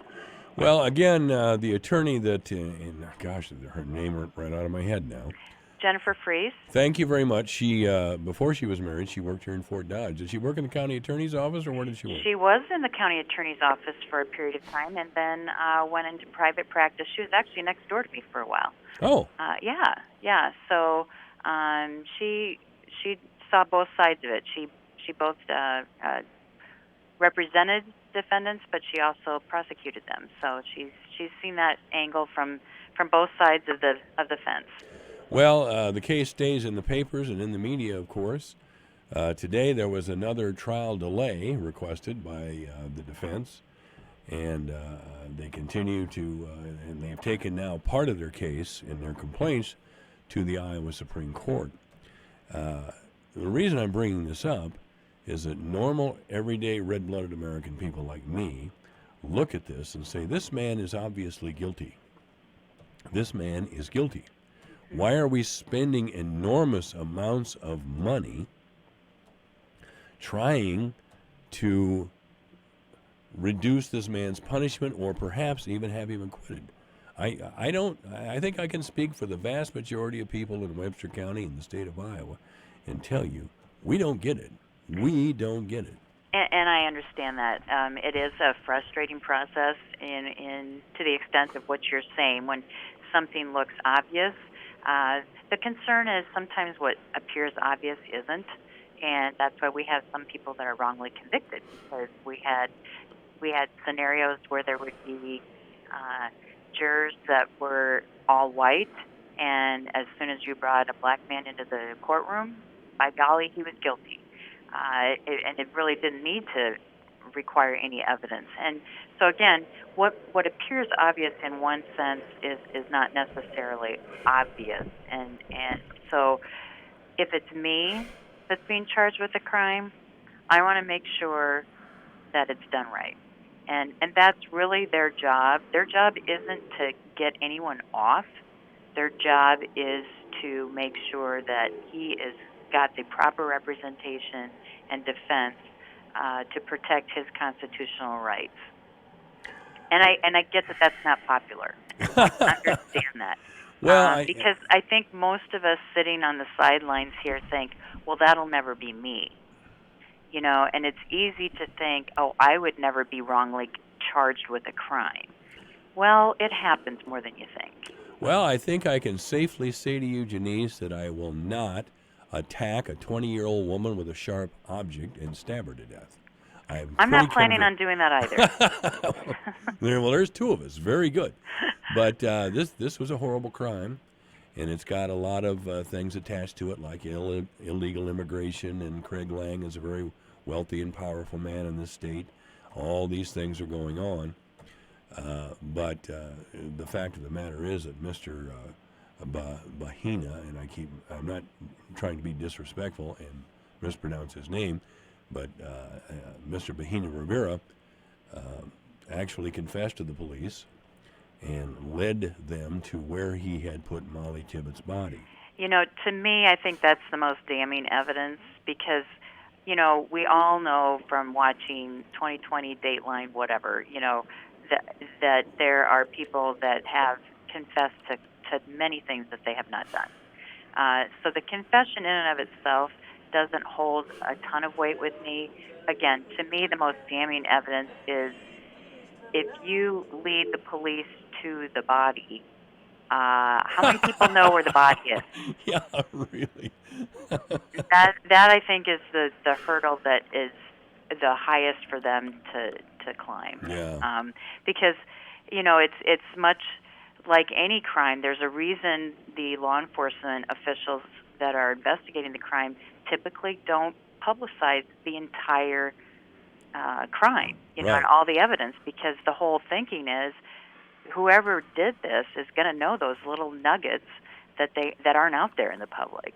And so if somebody down the road, fesses up about something about those nuggets, then they've got a good chance at finding a suspect there. Much like, remember with Tracy Richter, her trial was here in town, but the murder was committed in early. But she knew about this pink notebook in the front seat of a car, and nobody but the person that did the crime would have known about that pink notebook. And she talked about it to a friend, and a friend happened to say something to somebody, and it just goes from there. So, I just think that to me is the most damning evidence is leading the law enforcement to the body. Well, you told us a little bit earlier, and you are correct, that we want everything done correctly and a trial done by law. I think we should also say that every young woman in the state of Iowa has the right to run down a gravel road without being murdered. Yeah. Yeah, it kind of, when we see it on Facebook, or at least I do, these things about how they tell us women to, walk with keys between our fingers, or walk with mace, or walk in a group, or don't wear short skirts, or whatever. It's like, how about men just not assault women? There's a great idea. We're just unanimous today, ladies and gentlemen. We are living in a state of comedy here on the radio today. So that's a great idea. We don't need anybody assaulting anybody or shooting anybody. I had a great plan for gun control a few years ago.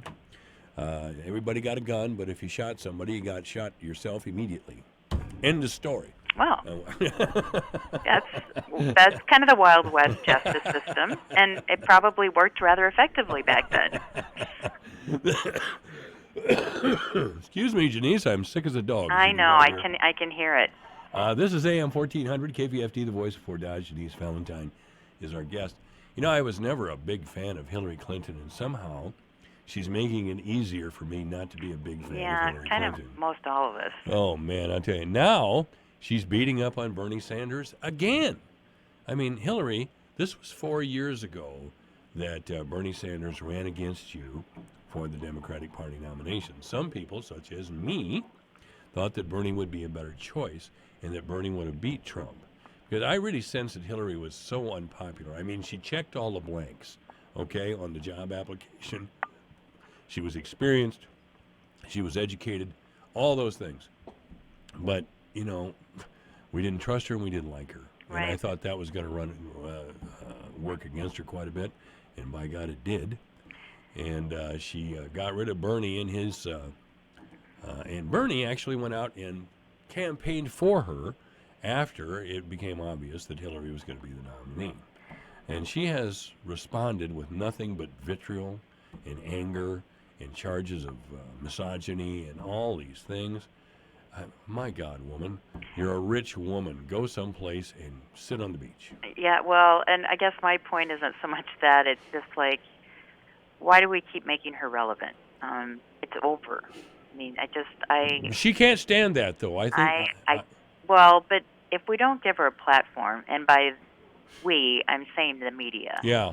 But if the platform isn't there, then the message isn't there, and I just don't see it helping anyone. And in fact, these things are the learning curve from the 2016 election should have been obvious to any Democrat, but clearly it's not. Because even yet today, I saw some Facebook post about, if so-and-so isn't the candidate, I'm writing in Mickey Mouse or something. Oh, yeah.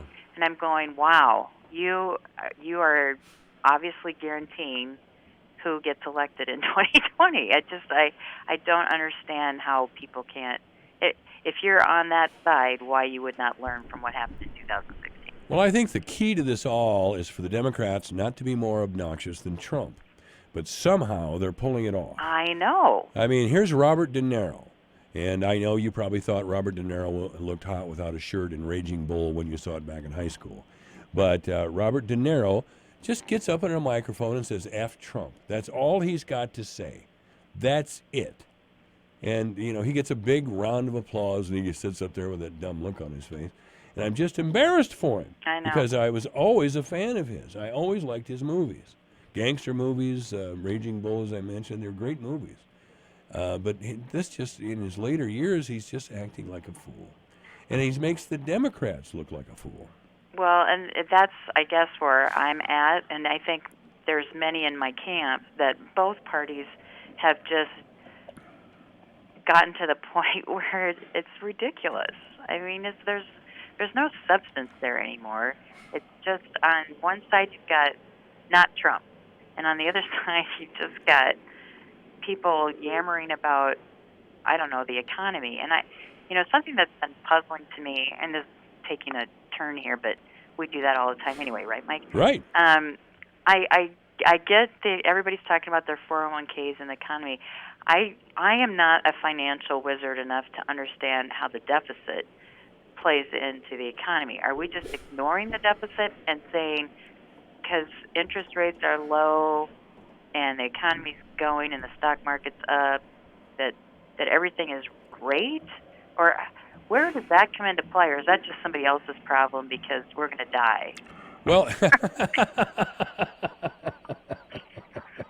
I think you're on to something. I really don't get it. I don't get it because, somehow, like in my home budget, I have to factor in any debt to whether my economy is Right. booming at home. Right. I can't just look at the income and not look at the expenses. And I guess we can do that on a national level and pretend like everything is going great.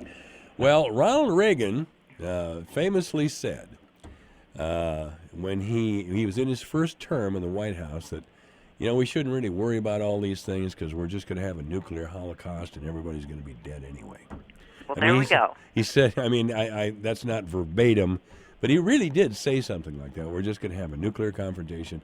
Because back in those days, the Russians and the United States were definitely face-to-face a lot. Oh, yeah. But and then I think Reagan made reference to something about Armageddon. It was very hopeful and optimistic speech. Yeah. He was a very good speech person, actually. But yeah, he was. Yeah, in my speech classes, we studied his speeches quite a lot. But and maybe that's the end game. Maybe that's why we're ignoring climate change too, because let's just blow the earth up and then none of this matters. Maybe that's it. I don't know. Yeah, I'll tell you, I used Ronald Reagan and Bill Clinton as examples when I taught broadcasting and speech over at Iowa Central Community College. I said it's true, they were men who had very different ideas on how the country should be governed, but their political skills and communication skills brought them to a place where they could change the country as they wanted. And they both did. They did. And very powerful images in their speeches. They were just very good at what they did.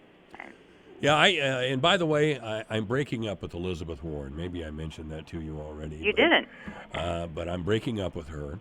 I have long been a fan of Elizabeth Warren. She's oh my God, the plans that she has, I could spend all day reading one of them. But she's a very thoughtful woman, a highly intellectual woman. But this thing with Bernie Sanders, where Bernie Sanders supposedly told her in 2018, nobody else was around, that a woman couldn't be elected president is nonsense. And frankly, I'll just finish with this. Elizabeth Warren has a lot of staffers that come from the Clinton years and the Obama years, and they like these kind of last-minute dirty tricks, 3-4 weeks out from where the Iowa primary is, or not the primary, but the caucuses, and I'm sure they dropped this little bomb in on her. I don't believe her, and that pains me to say that because I supported her in 2016, and I supported her this time around. But this type of nonsense is Trump nonsense, and we've got to get away from it. Yeah, and I don't have an opinion one way or the other than to say, much like what we were talking about in communication, context is everything. And was this comment made, if it was made, was the comment made in the context of whether Hillary could beat Trump? Was it made in that context? or was it specifically making a general blanket statement about no woman? And I really would be surprised to hear that. Again, we weren't there. We weren't there. Yeah, we weren't. No. And nor was anyone else. And I'm with you. I think, stooping to what has been kind of politics as usual, as we know it right now, is not going to help moving forward. And that's why, I'm more engaged with the ideas of candidates that are not even going there. They're not even busying themselves with, getting down in the gutters. Let's just move on. And how are we going to move on, assuming we get to move on? By the way, Janice, that's why I pursued you for several months to be on this show. And you came on and you were terrific. I knew you a little bit, and I knew you were that you were very in the way that you presented yourself. You were a very honest person, and and your thinking was very clear cut. So all these years later now, I can reveal that at last. But you sound great on the radio. Well, that's very kind of you. In fact, someone was just asking me how long it's been, and I had to go back and look. And you know what our anniversary is? When? It's 10/11/13. That long ago? Yeah. Wow. Yeah. 9 years? Well, it'll be 9 years this year, I guess. Yeah. Man alive. I didn't realize it. I would have said 4 or 5, frankly. Kind of crazy. I really would have. Ladies and gentlemen, I'm now going to reveal Janice Valentine's presidential preference without ever asking her. You're going for Mayor Pete, aren't you? He's really kind of got my eye, I understand that there are conservative voters, as my parents, that have issues with his background. I'll leave it at that. But you wouldn't get my parents to vote for a Democrat anyway. So it doesn't really matter who the Democratic candidate is. They're not going to get their vote. Weren't they farmers? Weren't your people farmers, Janice? Oh, yeah. Well, the older farmers were Democrats all the way. Mr. Roosevelt was going to save them all. Yeah, well, I didn't learn that until I went to college, that farmers were supposed to be Democrats. I didn't know a farmer that was a Democrat. All the farmers I knew were very, very staunch Republicans. So, yeah. No, the older farmers, probably my parents' age, they definitely believed that the Democratic Party was their savior, and that the Republicans were high hats, or the rich guys, as they used to say. Yeah. Apparently, my parents didn't get that memo. So. Well, that's okay. Yeah. Oh, it's great. Everybody needs to have a position, and again, all of the talk in the world doesn't matter. It matters who shows up at the polls. That's exactly right. Janice Valentine has been our guest today. She's an attorney at Valentine Law Office, and you can reach her at 515-955-5544. Janice, as always, thank you so much. Thank you, Mike. I hope you continue to feel better. I will. Okay. This is AM 1400 KVFD, the voice of Fort Dodge. What's the power of farming? It's more than early mornings feeding livestock and late nights in the field. Shaped by innovation, technology, and old-fashioned hard work, farming is the backbone of our nation. Join us at this year's Iowa Power Farming Show, January 28th through the 30th at the Iowa Events Center in Des Moines, Iowa, the third largest indoor ag show in the U.S. Doors open at 9 each day with free parking and shuttle at Principal Park. Sponsored in part by Farm Credit Services of America and Ag Direct. Find the power of farming at iowapowershow.com. Top beauty editors are obsessed with the luxurious feel of Merle Norman's award-winning Plush lipstick. This indulgent formula with moisture-locking hyaluronic acid, lip-nourishing vitamin F, and shea butter is available in 24 head-turning shades. Our Plush lipstick provides hours of long-wearing comfort so your lips stay soft and supple. Stop by your local Merle Norman Cosmetics studio today for a complimentary lipstick makeover and create instant lip envy. Merle Norman, located inside Mary Kay's Gifts and Home Decor, downtown Fort Dodge. Have the talk of the lifetime with the ones you love and make the difference of a lifetime. Grandma, this card asks, what's your favorite family tradition? Christmas would be my favorite. You know how we use the special tablecloth and all the fancy dishes? And those cookies you always make. Should we whip up a batch and bake some together now? Sharing stories and memories with those who matter most isn't just important today, it will be especially significant when it's time to honor a life lived. Contact Gunderson Funeral Home to learn more about having the talk talk of a lifetime. Sometimes it's fun to get punched. Get a punch card at the General Store now, and for every $15 you spend, you'll get a punch. If you get 5 punches, then you'll receive $10 off your next purchase. From housewares to children's wear to toys and everything in between, if you spend $15, you get a punch. On your card. Get a punch card now at the General Store. And don't forget, everything at the General Store is always tax-free, and all proceeds go toward helping people in our community. The General Store, 12 North 25th, Fort Dodge. Michael Devine and Janice Valentine, now at AM 1400 KVFD. Yeah, I want to thank Janice. She's always great on air, very thoughtful, very clear about what she thinks and believes. So thanks, Janice Valentine. Again, today it's 3:59. City Manager David Fury will be on right after the news as Divine Intervention continues at AM 1400 KVFD, the voice of Fort Dodge.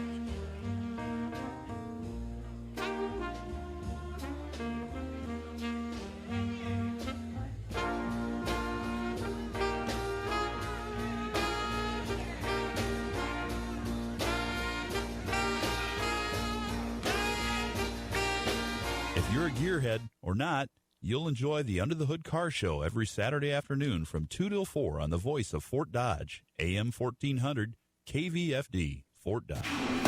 This is a Fox News Alert. A day-long debate on rules for an impeachment trial. Elisa Brady. Arguments both for and against the proposed rules don't seem nearly over yet. Fox's Jared Halpern is live on Capitol Hill. The senators are considering questions about subpoenas as House managers led by California Democrat Adam Schiff urge support of amendments to subpoena a wider range of White House and State Department documents about Ukraine.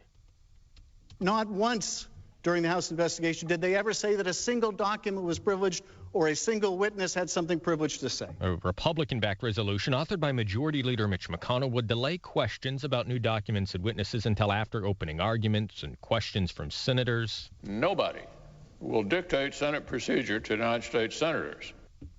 A revised resolution from McConnell would give both sides an additional day, as many as 3, to complete opening arguments. Lisa. Meantime, Jared, President Trump in and out of meetings all day in Switzerland, attending the World Economic Forum, at one point tweeting, read the transcripts, also calling impeachment a witch hunt again.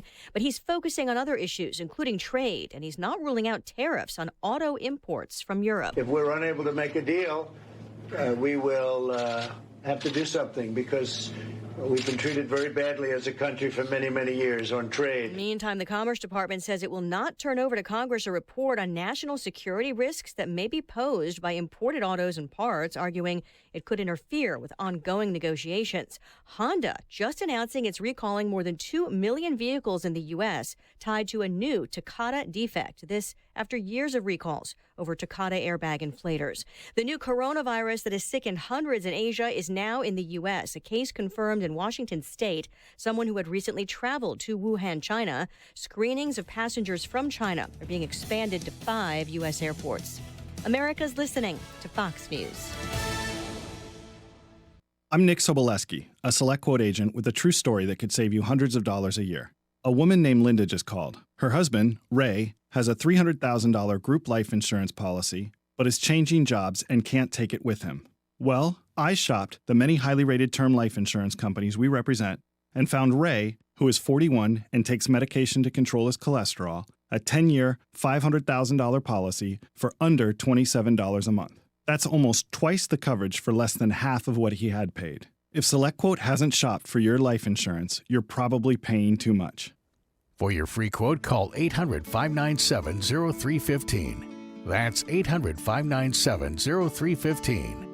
800-597-0315. Or go to SelectQuote.com. Since 1985, we shop, you save. Get full details on the example policy at SelectQuote.com/commercials. Or price could vary depending on your health, issuing company, and other factors. Not available in all states. Federal prosecutors say members of a white supremacist group were hoping to start a civil war at yesterday's gun rights rally in Virginia. Thousands turned out at the Capitol in Richmond to voice opposition to the gun control efforts of the new Democrat majority in the legislature, but it was a peaceful event. Days before, several accused white supremacists had been arrested on unrelated charges, including a former Canadian Armed Forces member. In a court filing today, federal prosecutors say he also made videotaped statements about killing people, poisoning water supplies, and derailing trains. Britain's Prince Harry is now in Canada, reuniting with wife Meghan and son Archie on Vancouver Island after the decision to step back from royal duties. Harry has also taken a dig at the media, calling them a powerful force that he hoped to overcome. And already there have been security and privacy concerns. Harry and Meghan issuing a legal warning to the press today after photographs were published in newspapers and on websites. Lawyers for the couple say the photos show the Duchess walking her dogs and carrying her son, and that they were taken by photographers hiding in bushes and spying on her. They say she didn't consent, and they accuse the photographers of harassment. Fox's Benjamin Hall. Singer Ozzy Osbourne confirms he has Parkinson's disease, appearing with wife and manager Sharon on ABC's Good Morning America. Fox's Michelle Polino. He first found out following tests that he had after he suffered a nasty fall off the stage during a concert at the Forum. When I found out that I have a mild form, I just worried. It's Parkin 2. Osbourne went on to say it does affect the nerves in his system. One day he could be fine. The next, his entire body could be in pain. He had to cancel his tour last October due to health problems. Rescheduled dates had been announced for later this year. And Lisa Brady. This is Fox News.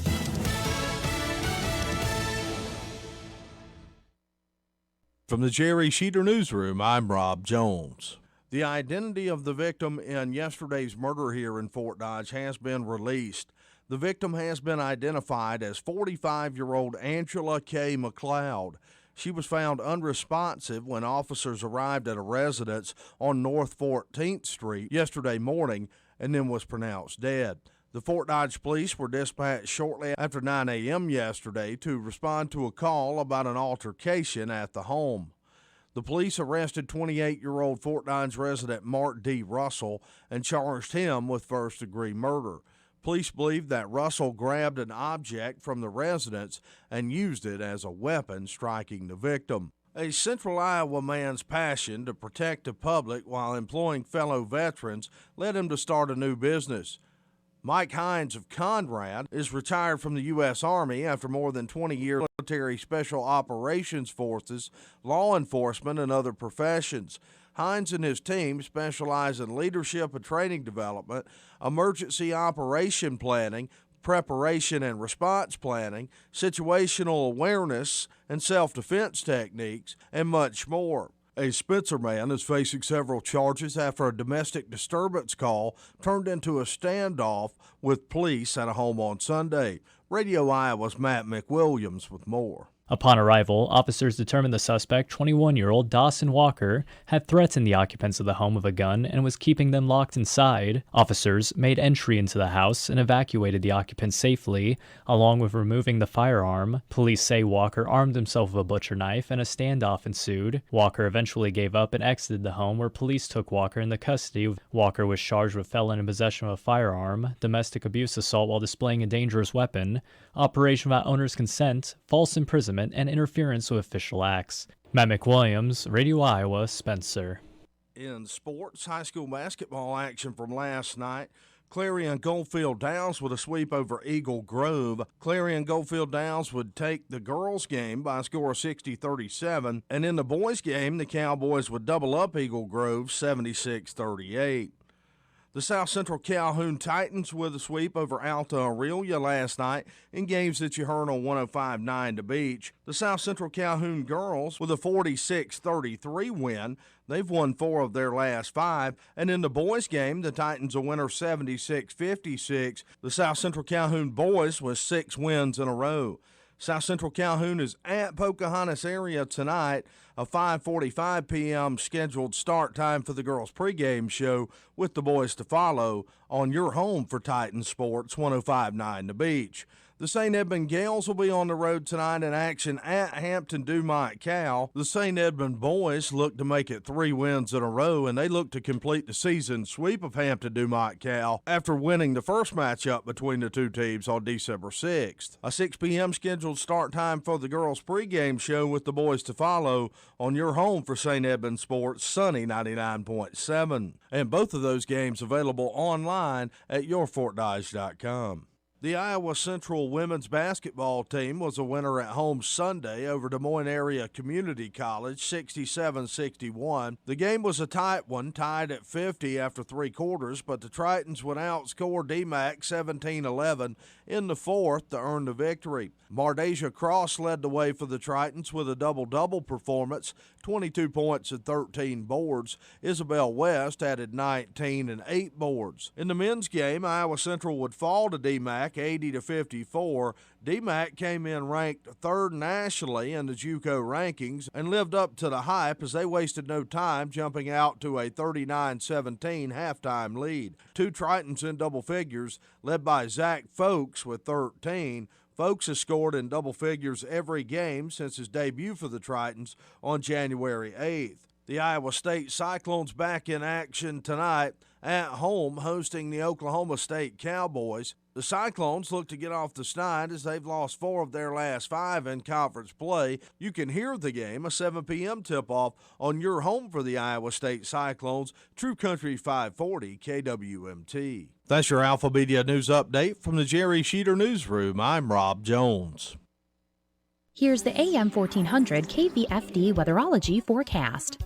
A winter weather advisory begins at midnight tonight and continues until 6 p.m. tomorrow evening. Mainly clear this afternoon with a high of 19. South winds 15 to 20 miles per hour. Snow likely tonight, lows around 17, cloudy skies. 3 to 5 inches of snow tonight through Thursday night. From the Weatherology Weather Center, I'm meteorologist Jennifer Wojcicki. Currently, it's 15. Have you ever wondered how the brain works? What makes us tick?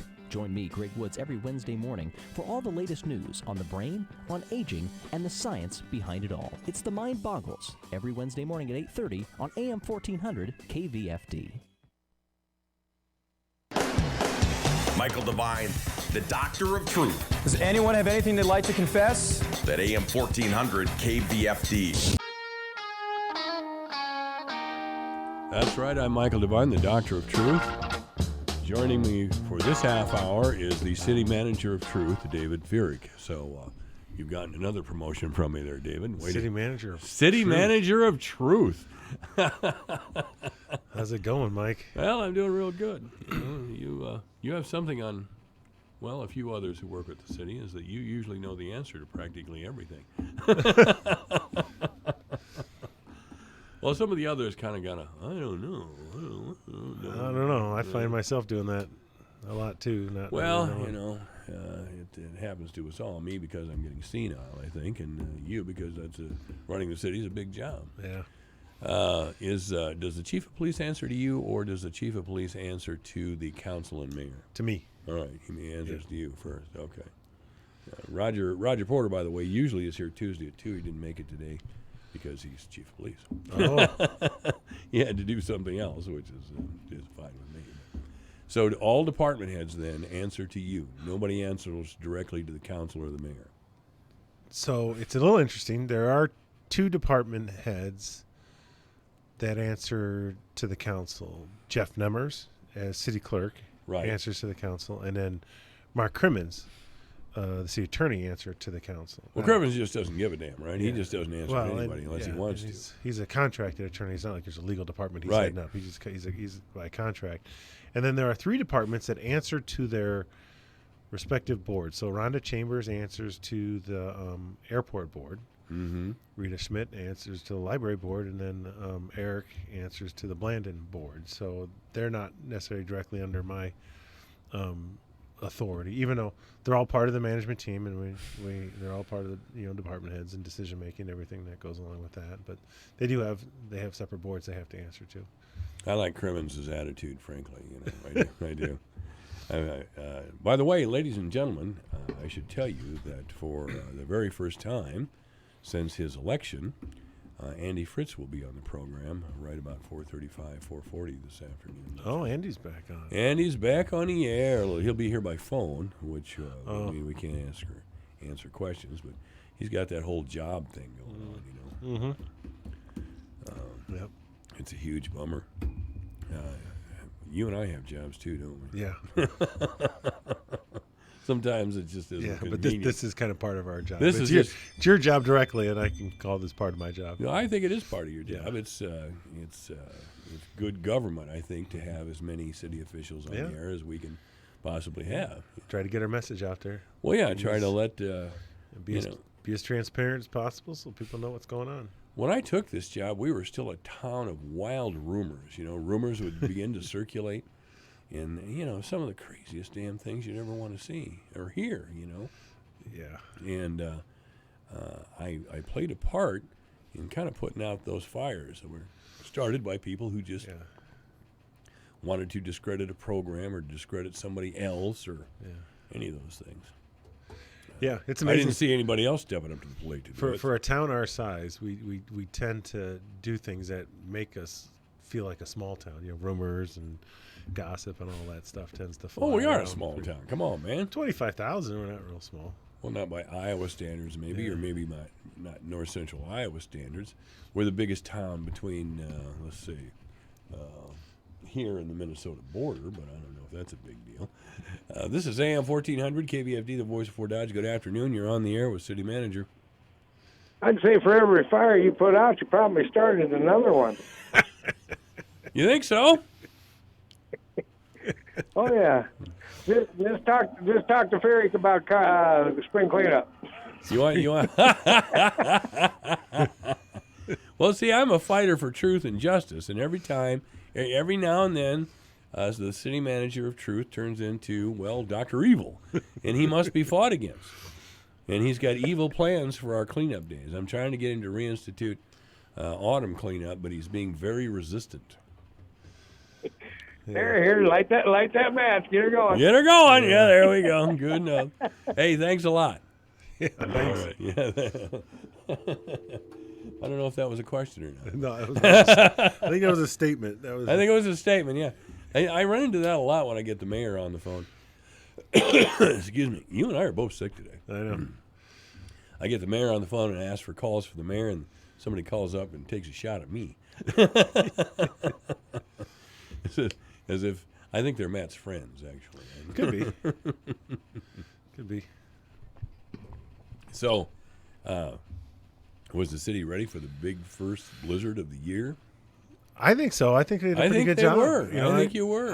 Honestly, I'll admit I was out of town until Sunday night. So, but from my vantage point, watching and hearing about operations, it seemed to go off pretty well. We did things a little differently because we had some iffy conditions on Friday. We didn't know if it was going to turn to freezing rain and when and how much. We didn't get to the residential streets as much as fast because we wanted to make sure that we stayed on top of any ice conditions that might have formed on the main streets. Right. Residential streets, to get a little icy, you just drive really slow, and it wasn't going to be too much snow that they should have been impassable was our projection. So our plan was to stay a little more focused on the main streets. And then with the blowing, when that started, you just worried about drifts everywhere. So, I think there were some people that were questioning why it took us so long to get to their street. And there was some intention behind that just by the nature of the storm. And every storm's a little different, and there's always a different approach, a different tactic for it. So, really, you have a different plan for different types of storms? Yeah, and on how you're going to do it. Like I mentioned, this one we stayed a little bit off the residential streets a little bit longer.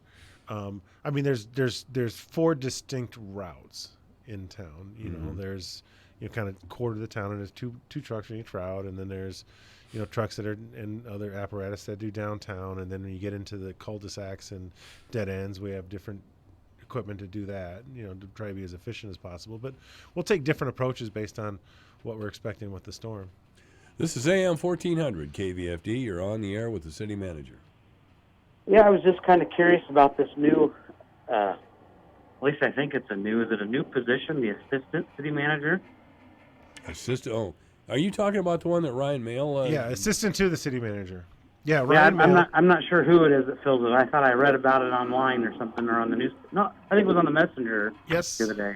Yes, that is correct. So, yeah, at our last council meeting, Ryan Mail was appointed to the job of assistant to the city manager. His prior position with the city was assistant recreation director, Parks and Recreation director. And when we did that for a number of things, we have been looking at our staff effectiveness over the last couple of years, coming out of our council strategic plan, where they wanted us to look at doing, looking at our communications and do we need a communications position? Well, part of that is we reallocated half time for one of our current members to do communication. But as we looked into it, we realized that one of the things we didn't do as well as we could have done is really keep on top of projects and do project management. So Ryan's key function as assistant to the manager is really just manage the kind of the bigger projects out there, and the things that could cross from one department to another, or projects that maybe affect a certain department but are not quite the skill set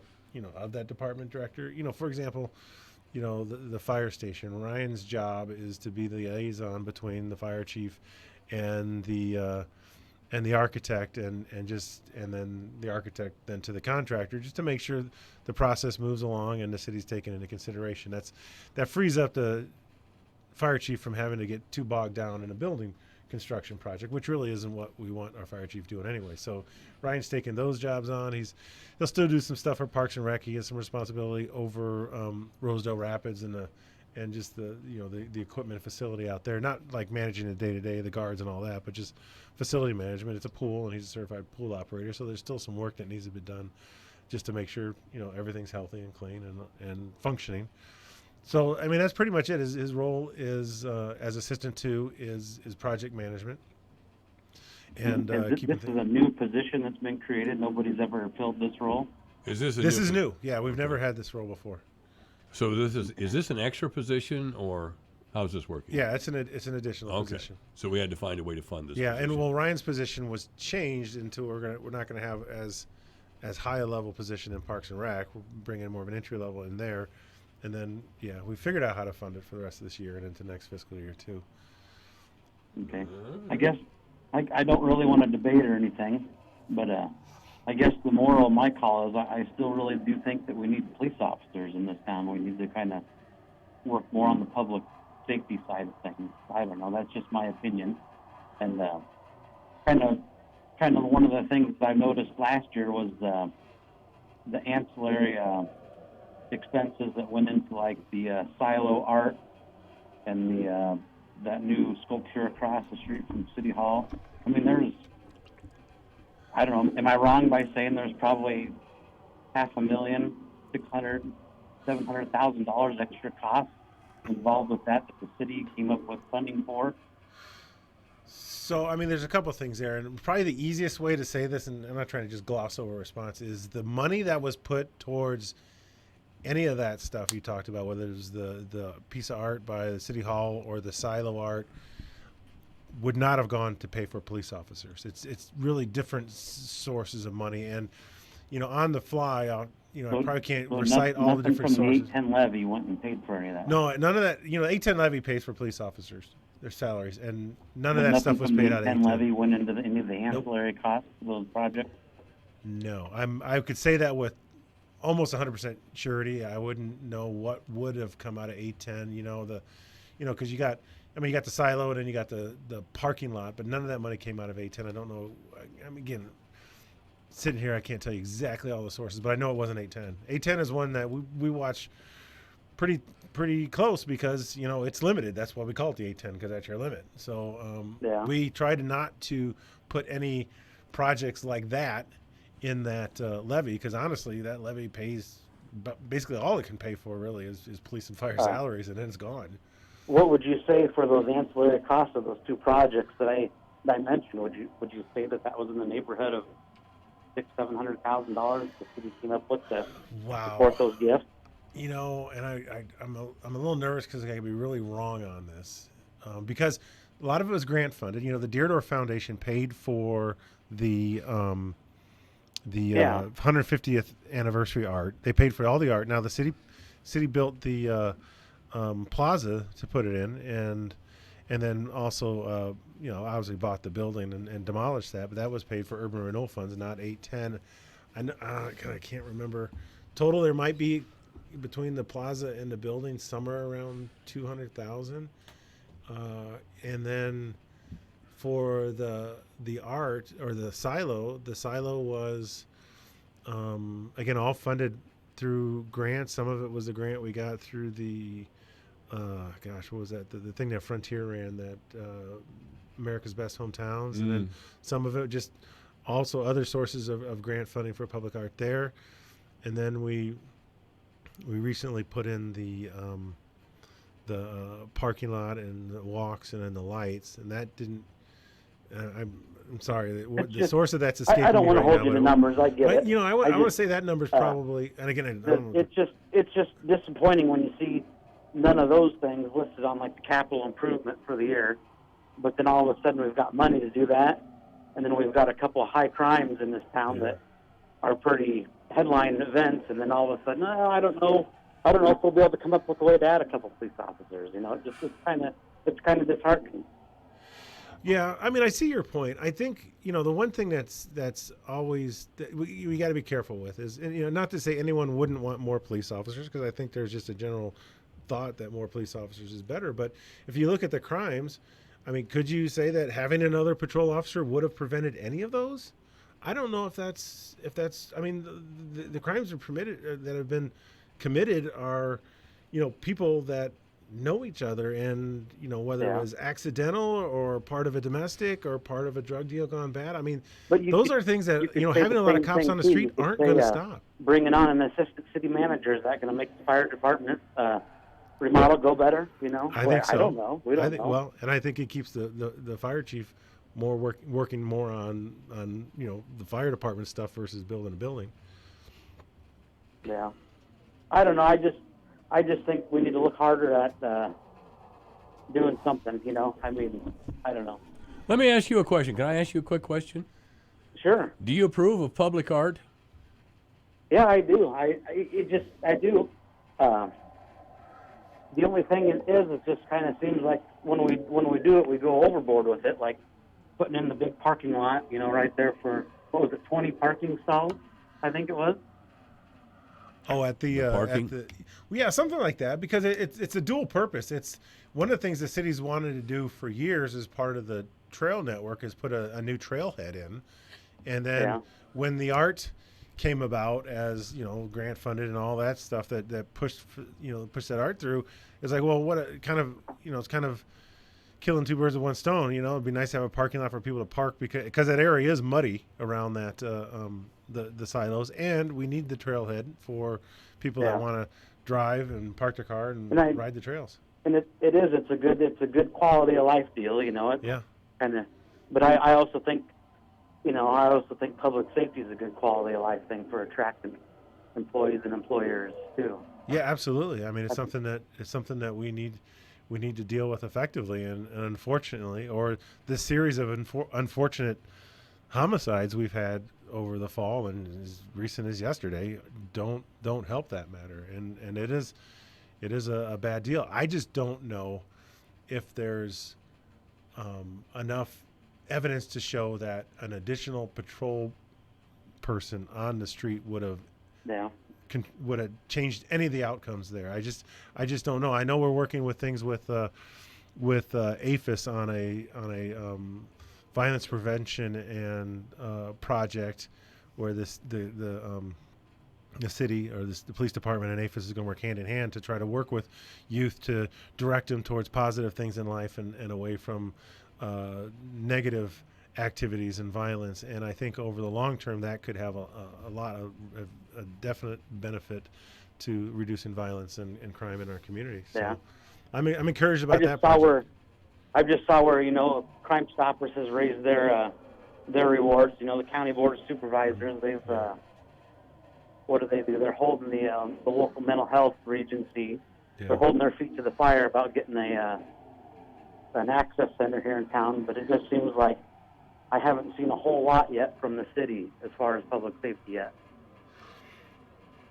Well, I mean all these other agencies are doing them. They're kind of stepping up, and I think even the state. I think if you talk to some of these state legislatures, they're wanting to do like a 3/8 of a sales tax increase for mental health, and here we're getting an assistant city manager. Well, we have to do something about mental health and violence in our community after the death of Pastor Henderson. And I've been talking with our state legislators about it, and it will be a long-running theme while the legislature is in session. By the way, our legislators, Senator Kreinbrink, Representative Sexton, and Representative Meyer will be here Friday at 3 o'clock to answer questions. But I have. I'm gonna hang up now. Yep. I just want to say one final thing. I just want to see the city do something a little bit too with all these other acting agencies that are. Well, I'm with you on that. I think all agencies need to pull together now, and it does seem like we have a little trouble working together or something, or to get something going. But Thank you. Have a good day. Yeah, you too. Thank you very much. This is AM 1400 KVFD, the voice of Fort Dodge. A couple of points on that, Mike. Well, first of all, with the new position, it actually reduces the burden on the general fund where you pay for police and fire, because we are able to spread, Ryan's salary over multiple funds and the utilities, because he works on all that stuff. So it's actually a reduction on the burden of the general fund, which is where you pay for police and fire. And one way to assure that the city has the resources to fund public safety is to get the state of Iowa to change the law to not limit our tax levy to pay for police and firefighters to $8.10 per thousand. I mean, that's really the crippling effect. I mean, I'm not going to speak for the council members; they can speak for themselves. But there are several that articulated that if we had the resources, they'd be willing to increase taxes to pay for more police officers. And that's a local decision. The unfortunate thing is the state does not let people set their local priorities. They basically say this is all you can get is 810, and you got to use it accordingly. Now we could go cut other programs. You could cut quality of life to the core, but I don't know if that in the long run is going to be better. I would not support that. I just would not support that. And I don't know if the evidence shows that that additional or a very heavily staffed law enforcement department is actually going to reduce your crime. Yeah, well, not with most of the crimes we have around here, but in the case of Pastor Henderson, every agency, county and federal, and well, I don't know about federal, but county and state and city seem to have dropped the ball on this guy, and it was a tragic crime for our city. Yeah, we lost a great man. It's horrible, and how that. Again, I don't know enough about it to be an authority, so this is not an authority talking here. This is just a guy with an opinion. How that guy would, how the offender was able to be on the street, baffles me with his mental health state. There was no place to put him. Nobody wanted to take him because they had no place for him, which is something we have to deal with. Thank you, David. David Farrig has been our guest. This is AM 1400 KVFD, the voice of Fort Dodge. Michael Devine, the mayor of Manville. It's a fancy title for a part-time job. Michael Devine at AM 1400 KVFD.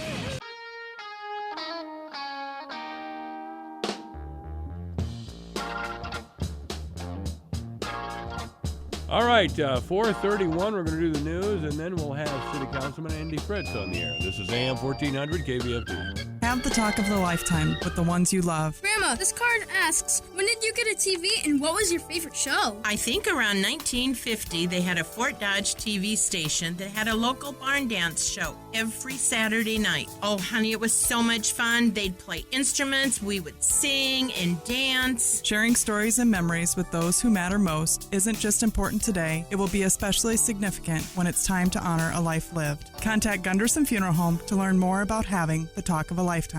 From the Jerry Sheeter Newsroom, I'm Rob Jones. The identity of the victim in yesterday's murder here in Fort Dodge has been released. The victim has been identified as 45-year-old Angela K. McLeod. She was found unresponsive when officers arrived at a residence on North 14th Street yesterday morning and then was pronounced dead. The Fort Dodge police were dispatched shortly after 9 a.m. yesterday to respond to a call about an altercation at the home. The police arrested 28-year-old Fort Dodge resident Mark D. Russell and charged him with first-degree murder. Police believe that Russell grabbed an object from the residence and used it as a weapon, striking the victim. A Central Iowa man's passion to protect the public while employing fellow veterans led him to start a new business. Mike Hines of Conrad is retired from the U.S. Army after more than 20 years of service and has started a business called Mission First Training Group. As a result, Hines has been reaching out to prospective clients such as businesses, churches, school districts, and more.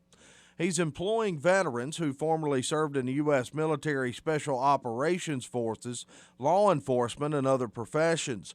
Hines and his team specialize in leadership and training development, emergency operation planning, preparation and response planning, situational awareness and self-defense techniques, and much more. A Spencer man is facing several charges after a domestic disturbance call turned into a standoff with police at a home on Sunday. Radio Iowa's Matt McWilliams with more. Upon arrival, officers determined the suspect, 21-year-old Dawson Walker, had threatened the occupants of the home with a gun and was keeping them locked inside. Officers made entry into the house and evacuated the occupants safely, along with removing the firearm. Police say Walker armed himself with a butcher knife and a standoff ensued. Walker eventually gave up and exited the home, where police took Walker into custody. Walker was charged with felon in possession of a firearm, domestic abuse assault while displaying a dangerous weapon, operation without owner's consent, false imprisonment, and interference with official acts. Matt McWilliams, Radio Iowa, Spencer.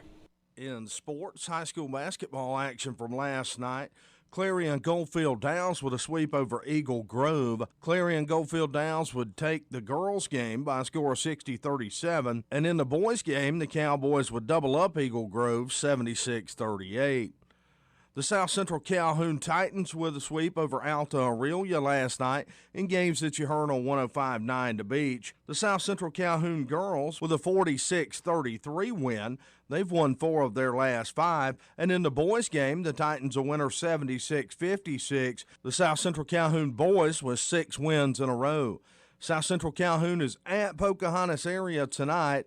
A 5:45 p.m. scheduled start time for the girls' pregame show with the boys to follow on your home for Titan Sports 105.9 The Beach. The St. Edmund Gales will be on the road tonight in action at Hampton Dumont Cal. The St. Edmund boys look to make it 3 wins in a row, and they look to complete the season sweep of Hampton Dumont Cal after winning the first matchup between the two teams on December 6th. A 6 p.m. scheduled start time for the girls' pregame show with the boys to follow on your home for St. Edmund Sports, Sunny 99.7. And both of those games available online at yourfortdodge.com.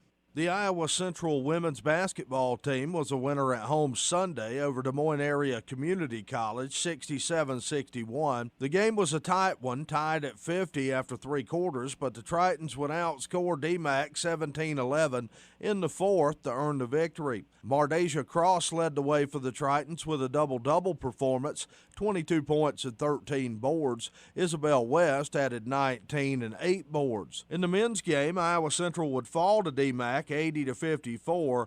DMAC came in ranked 3rd nationally in the JUCO rankings and lived up to the hype as they wasted no time, jumping out to a 39-17 halftime lead. 2 Tritons in double figures, led by Zach Folks with 13. Folks has scored in double figures every game since his debut for the Tritons on January 8th. The Iowa State Cyclones back in action tonight at home, hosting the Oklahoma State Cowboys. The Cyclones look to get off the schneid as they've lost 4 of their last 5 in conference play. You can hear the game, a 7 p.m. tip-off on your home for the Iowa State Cyclones, True Country 540 KWMT. That's your Alpha Media News Update from the Jerry Sheeter Newsroom. I'm Rob Jones. All right, this is AM 1400, KVFD, the voice for Dodge. And joining me on air by telephone is new city councilman, or old city councilman, whichever way you'd like to think of it, Andy Fritz. How are you, Andy? I'm doing good, Mike. How you doing? Well, I'm outstanding, but I do have to give you the weather forecast. I'll just make it personal to you. All right. But this is going to kind of affect us all, of course. Snow overnight, temperatures rising to about 30 degrees by 5 in the morning. We'll have that wind chill factor going on, of course. Tomorrow we'll have snow. It'll be windy, the whole thing. Chance of precipitation is 90%. We'll probably have a couple inches tomorrow. On Thursday, a good chance of snow, cloudy with a high of 33. Snow accumulations on Thursday, another inch. On Friday, a chance of snow, cloudy with a high of 33. Saturday, mostly cloudy with a high of 33. Sunday it'll be sunny with a high of 34, and Monday it'll be sunny with a high of 35 degrees.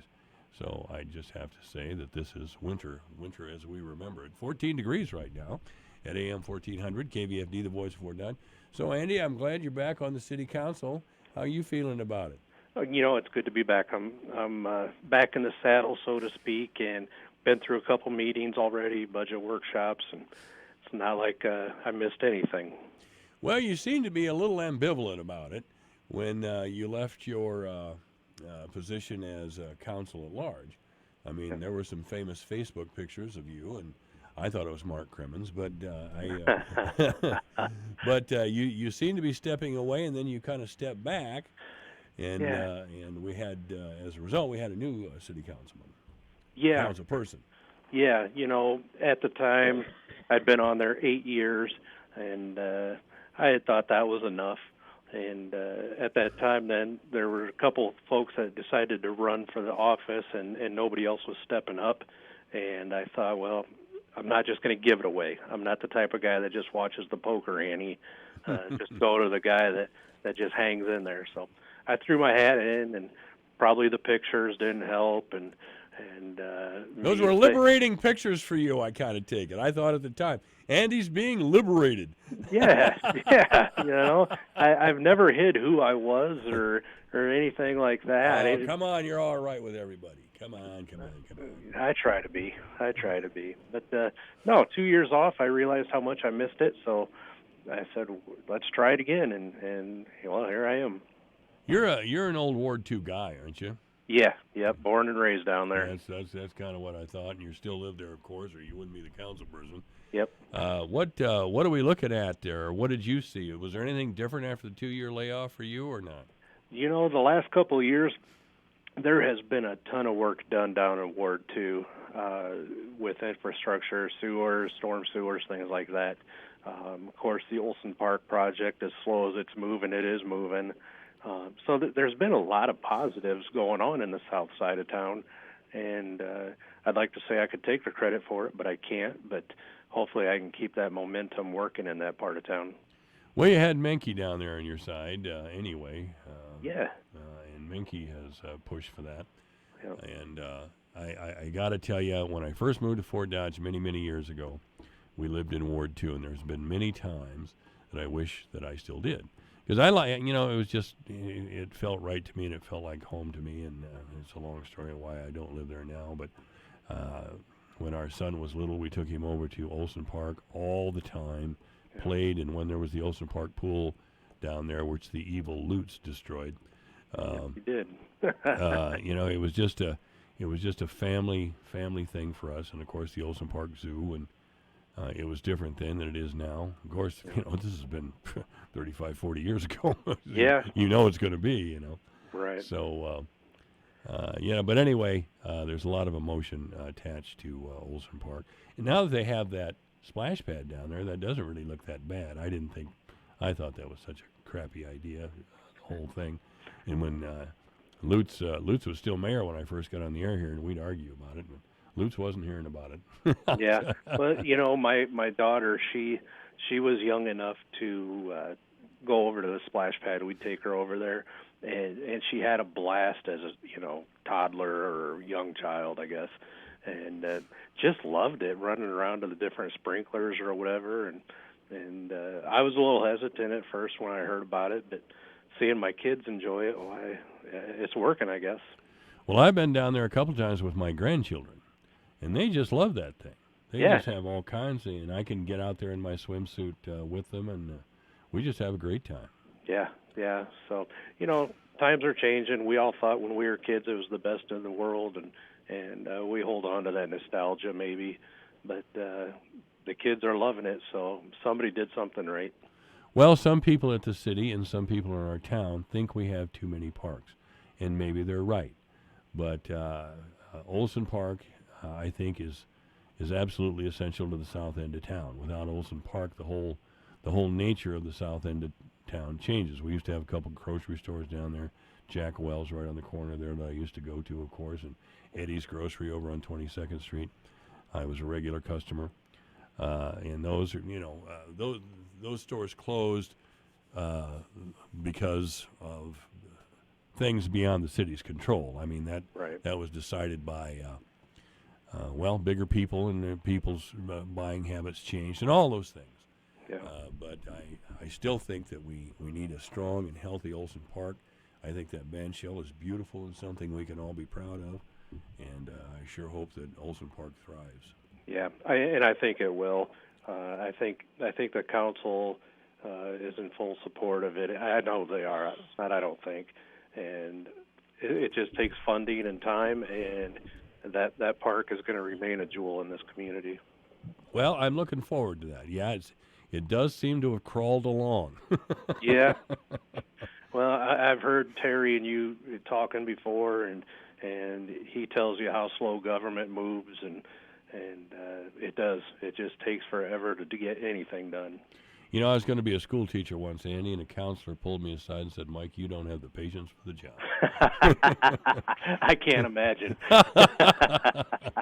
And that's 100% correct. I take my hat off to you folks who can be there in the trenches and go through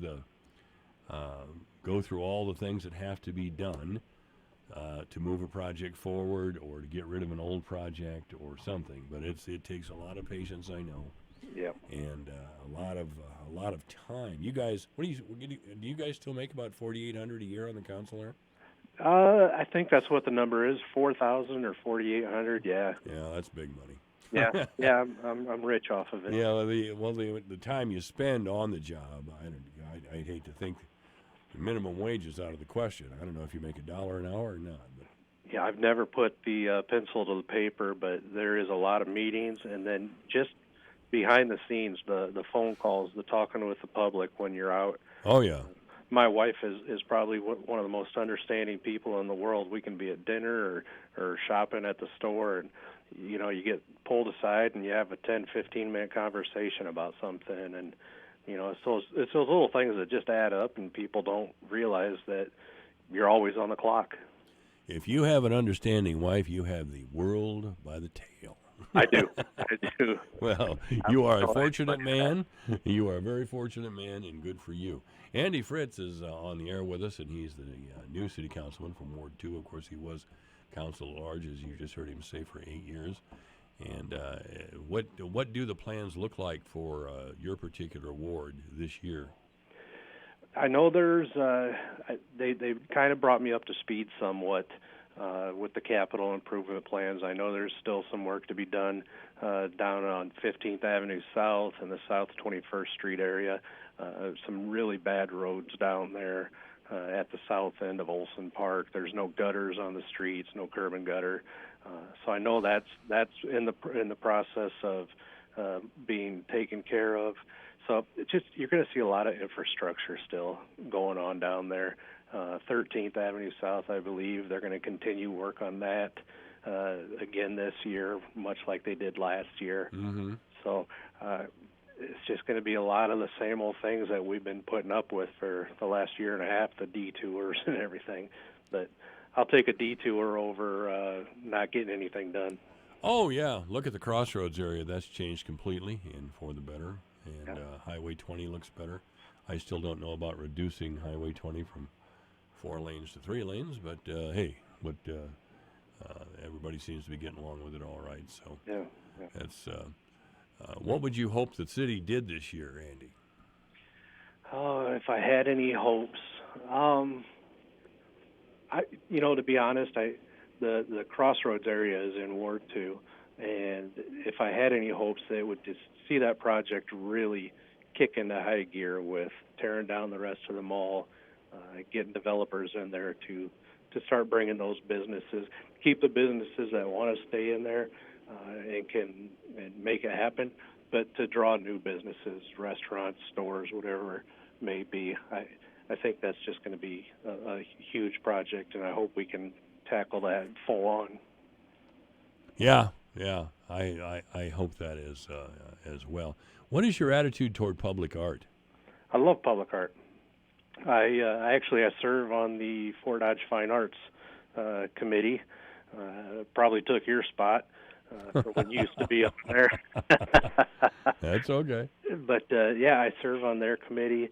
I'm not a real artsy type of guy. I don't understand a lot of what I see, but there are people out there that do, and it brings interest to the area. You know, somebody goes down First South and they see the sculpture by the city hall.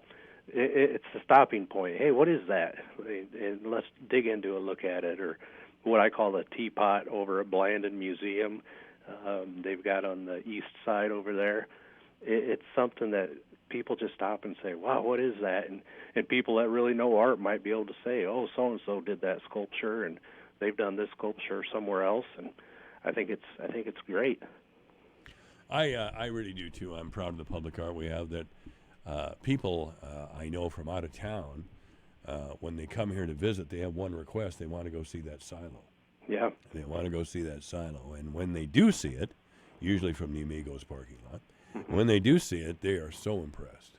And really, you know, most of them are from Iowa, and they really wish that their towns would do that as well. You know, yeah. I can't tell you what it says about a town when they have some inspiring public art like that. Well, I'll tell you, when you're taking them to the silo, make sure you're going down Meriwether Drive on your way back. Oh, yeah. And go under Kenyon Road Bridge so you can see the mural that was done under the bridge, because that's an amazing piece of art as well. Yeah, it really is, isn't it? Yeah. I can't remember who did that now. Do you remember who did that? Or? Oh, you would ask me. No. I know he's a local person. I think he grew up here. He might be in Des Moines area now, but it's somebody that grew up in Fort Dodge, and it's an amazing piece of art. I don't know how you can paint something that big or this silo and know exactly what you're doing. Yeah. Boy, that's beyond me, Andy. Yeah. That's way beyond me. I couldn't do it, I'll tell you. Andy Fritz is our guest here at AM 1400, KVFD, the voice of Fort Dodge. Do city services, since your time away, and I'm thinking of city services like moving the snow, do they seem to be up to where we want them to be? You know, I really do. Every time we get any kind of snowfall, those public works guys get out there, and the hours they put in, they do a bang-up job. I know recently there was a Facebook post about somebody that lives on a less traveled street, so to speak, and the plow had not been down that road yet. We got on Facebook. I was tagged in it. Matt Vemrick was tagged in it. And I think within a half hour, Matt had Brett Daniels on the phone, and they had sent somebody out there to plow that street for the people that live there. So they're willing to do anything they can to make the customer happy. Well, Matt, sometimes I don't think you guys should respond to those things, but on the other hand, it's probably a good idea. So it doesn't look like government is being remote and distant, and doesn't care about the people here. But I thought this last blizzard, the first real blizzard of this year, I thought the city people did a terrific job. I think they were out there as quick as they could, and they made a couple of passes all over town. They even got my alley cleared out within 24 hours, I guess, after the storm started. And boy, that's all I need. You know what I mean? Right. And when we get a snow like we did, this blizzard, it's one thing to get falling snow, but then to get it keep blowing and drifting, they really do have to keep on the main thoroughfares. And boy, if they can just get one swipe down those side streets, it's such an appreciation from everybody. And they do a really good job of prioritizing and figuring out, okay, now we have time to go hit this before we make another route on the snow route or whatever. Yeah, okay. Well, Andy, I'm, again, delighted you're back on the council. Can we count on you every Tuesday at this time or not? We're going to do it every Tuesday man. At this time. All right. Hey, thanks a lot, Andy. No problem. Thanks, Mike. Have a good night. You too. That's All City right. Councilman Andy Fritz. This is AM 1400, KVFD, the voice of Fort Dodge. I'm Charles Payne, and this is the Fox Business Report. On Wall Street, the major averages falling amid concerns about the coronavirus in China and Boeing troubles. Shares of the airplane manufacturer dropping over 3% today after the company announced that it doesn't expect regulators to sign off on its 737 MAX jet until the middle of this year. The Dow ending a 5-session winning streak, closing down 152 points. NASDAQ down 18, S&P 500 down 9. And shares of Netflix are slightly higher in the extended session after reporting a bump in revenue and global subscriber growth, but missed its forecast for U.S. subscriber growth and offered a soft outlook for the current quarter. And shares of IBM are rising after hours after the technology giant topped Wall Street estimates on earnings and outlook and turned in a surprise revenue gain driven by the company's cloud and cognitive software and systems segments. That's your Fox Business Report. I'm Lori Barsky, invested in you. At Capital One, you can open a new savings account in about 5 minutes and earn 5 times the national average. Banking with Capital One means 5 times the savings to help pay for your perfect honeymoon. Not a fan of ziplining! Or 5 times the savings toward your family's perfect vacation. Big fan of water rides. It's time to help make your savings goals come true. This is Banking Reimagined. Capital One, what's in your wallet? Terms apply. Rate comparison based on FDIC national rate. Capital One NA, member FDIC. This is AM 1400 KVFD, the voice of Fort Dodge. It's 4:54. Obituaries this hour brought to you by the historic Bruce Funeral Home at 923 First Avenue South, Fort Dodge. You may contact the historic Bruce Funeral Home by calling 515-576-5117 or online at www.brucesfuneralhome.com.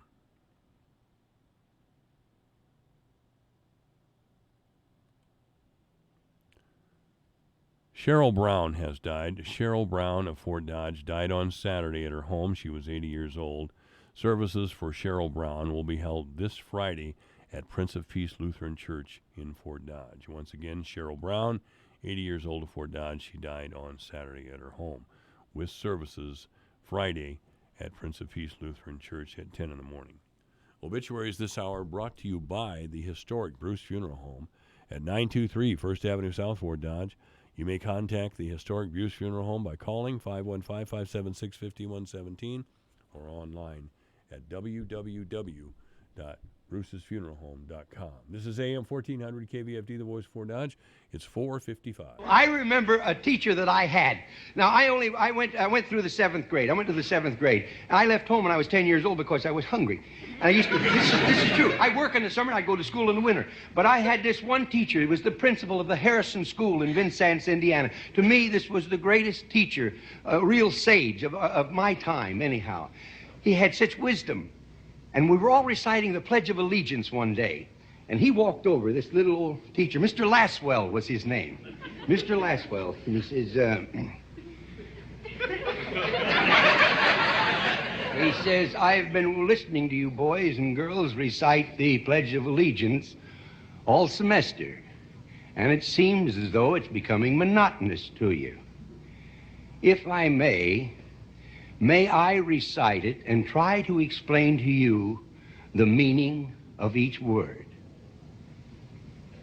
I, me, an individual, a committee of one, pledge, dedicate all of my worldly goods to give without self-pity, allegiance, my love and my devotion to the flag, our standard, Old Glory, a symbol of freedom.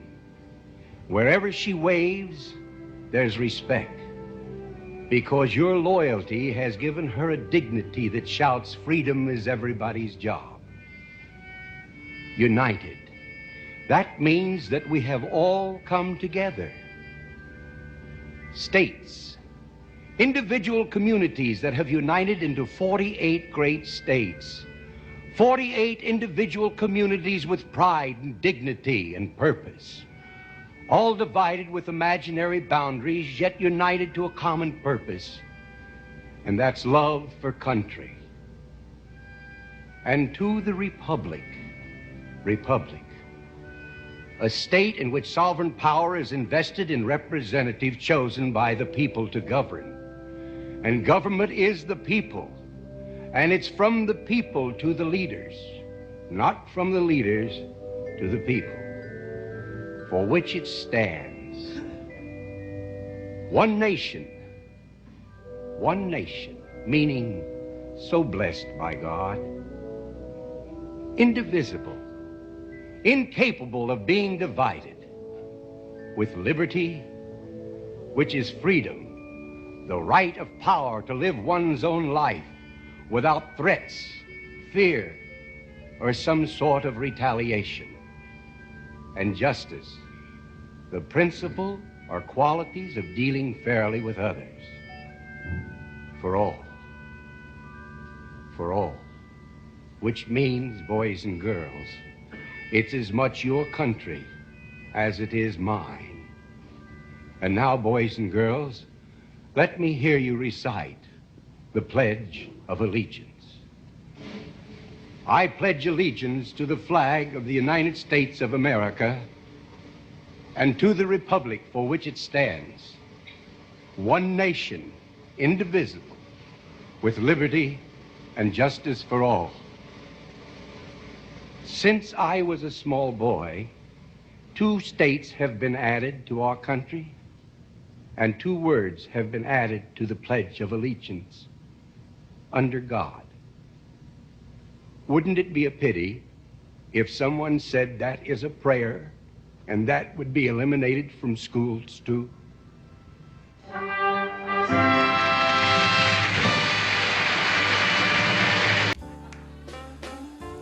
Well, that's great. Red Skelton, of course. How he saw the country. And it's how I see the country today. 5 o'clock in the afternoon. Thank you so much for listening. We got tomorrow at 2 o'clock starting with all right. This is AM 1400 KVFD, the voice of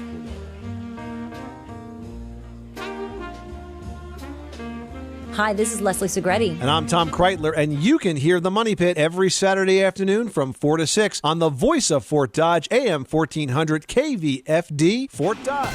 This is a Fox News alert. Setting the ground rules. I'm Lisa Lacera. Lawmakers in a day-long debate on how the impeachment trial of President Trump will proceed. Fox's John Decker live at the White House. House impeachment manager Val Demings now making the case for the need for State Department documents in order to properly prosecute the 2 articles of impeachment against the president. The president, with using the power of his office to solicit and pressure Ukraine to announce investigations that everyone in this chamber knows to be bogus. Earlier, the Senate voted along party lines to reject an amendment put forward by Minority Leader Chuck Schumer to subpoena witnesses and documents from the White House. Lisa? John, President Trump is in Switzerland at the World Economic Forum. He continues to call the impeachment a hoax. The only thing we've done is a great job. We have the strongest country in the world by far, and it was going in the wrong direction. We have the greatest economy we've ever had in the history of our country. He also tweeted, read the transcripts. The president will be a guest tomorrow on Mornings with Maria on Fox Business. The new virus that was only discovered last month in China has made its way to the U.S. The first case, a Seattle man who returned from central China, where the illness originated last week. CDC Director for Immunization, Dr. Nancy Messonnier, says screening at airports in the U.S. has just begun. So far, CDC staff have screened over 1,200 passengers. However, no individuals have been referred to a hospital or discovered yet through entry screening. And she says Chicago's O'Hare Airport and Atlanta's Hartsfield-Jackson are being added to the screening points. The man, who is in his 30s, is said to be in good condition in a hospital outside Seattle. Wall Street at the close, the Dow lost 152. The NASDAQ dropped 18. America is listening to Fox News.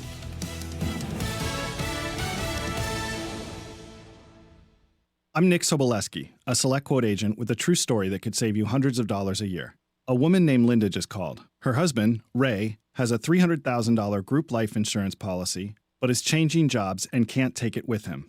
Well, I shopped the many highly rated term life insurance companies we represent and found Ray, who is 41 and takes medication to control his cholesterol, a 10-year, $500,000 policy for under $27 a month. That's almost twice the coverage for less than half of what he had paid. If SelectQuote hasn't shopped for your life insurance, you're probably paying too much. For your free quote, call 800-597-0315. That's 800-597-0315. 800-597-0315. Or go to selectquote.com. Since 1985, we shop, you save. Get full details on the example policy at selectquote.com/commercials. Or price could vary depending on your health, issuing company, and other factors. Not available in all states. With your KVFD news update, I'm Rob Jones. The identity of the victim in yesterday's murder here in Fort Dodge has been released. The victim has been identified as 45-year-old Angela K. McLeod.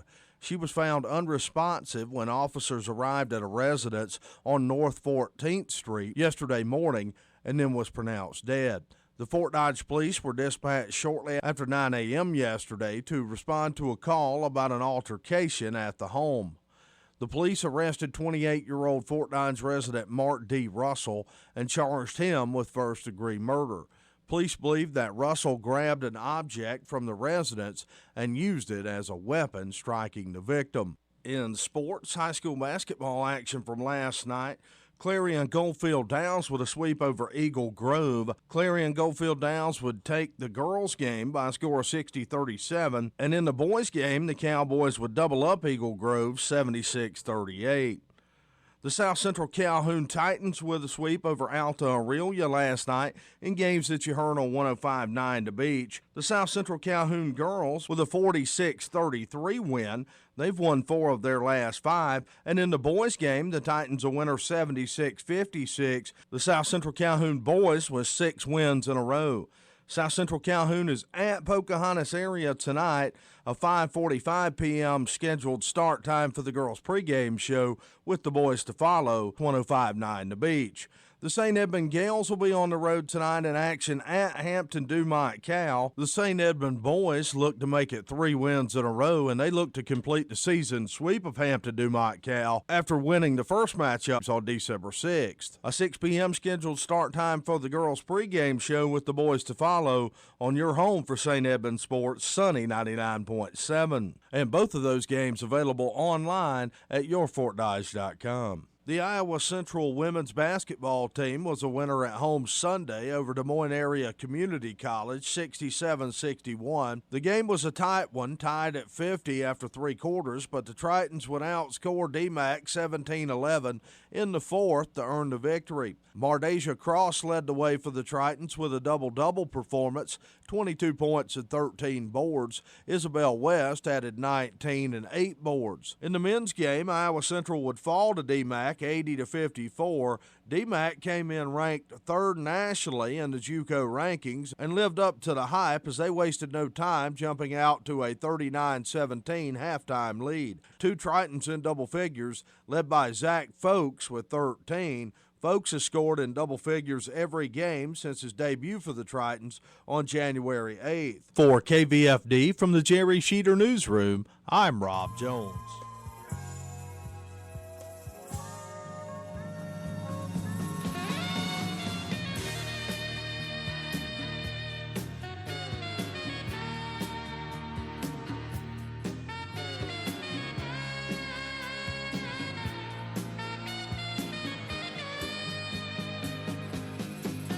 Live from the headquarters of Ramsey Solutions, broadcasting from the Dollar Car Rental Studios, it's the Dave Ramsey Show, where debt is dumb, cash is king, and the paid-off home mortgage has taken the place of the BMW as the status symbol of choice. I'm Dave Ramsey, your host. Thank you for joining us. Open phones at 888-825-5225. That's 888-825-5225. Eric is on the line, and he's in Florida. Hi, Eric. Welcome to the Dave Ramsey Show. Hey, Dave. How you doing? Better than I deserve. What's up? Hey, I just found you on YouTube about the past year or so, started learning about your baby steps and such, and I'm actually really excited to start paying off my own debt. But I got a question about my sister. In 2017, I moved in with her to help with living costs while she's in doctorate school, but she's horrible with money. And she's currently only using student loans to pay for everything, but she blows them within like a couple months of disbursement. So with our new lease, I had a bright idea to charge her 24% APR interest on like any back rent that she may owe me. But I'm really afraid that I'm robbing her of her own future if I do this. So I guess the question is, like, do you think I'm doing the right thing to protect myself and help further my own baby steps, or should I approach this in a different manner? You live in her house?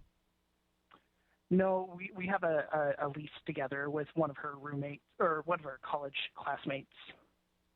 Okay. We? Who's we? You and her and the college roommate? Yeah.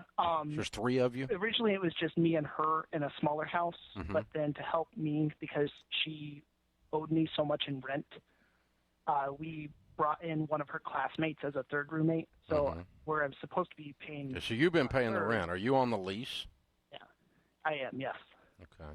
For how much longer? It's for another year and a half. Why did you sign a multi-year lease? Namely because I hate moving. So I know that, I signed it with the assumption that she was not going to pay me the entire time. I thought that charging her interest would be enough motivation to get me rent on time, but it's already not working out with that. So I'm not. So what do you make? What do you point. make a year? I have a very decent salary. I make about $75,000 a year. Okay. And she's in school.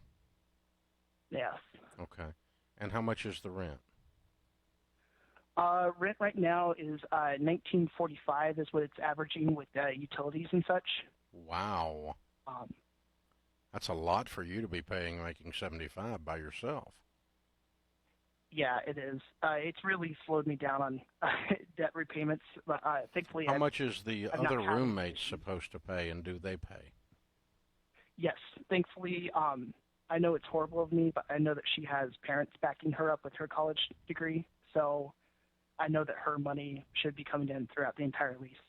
Why is that horrible of you? You have a tenant that is well heeled and going to pay the bill. Well, it's my sister. Her third of the bill. I'm having to. I understand. But the other roommate, there's nothing horrible about the fact that you have a good one.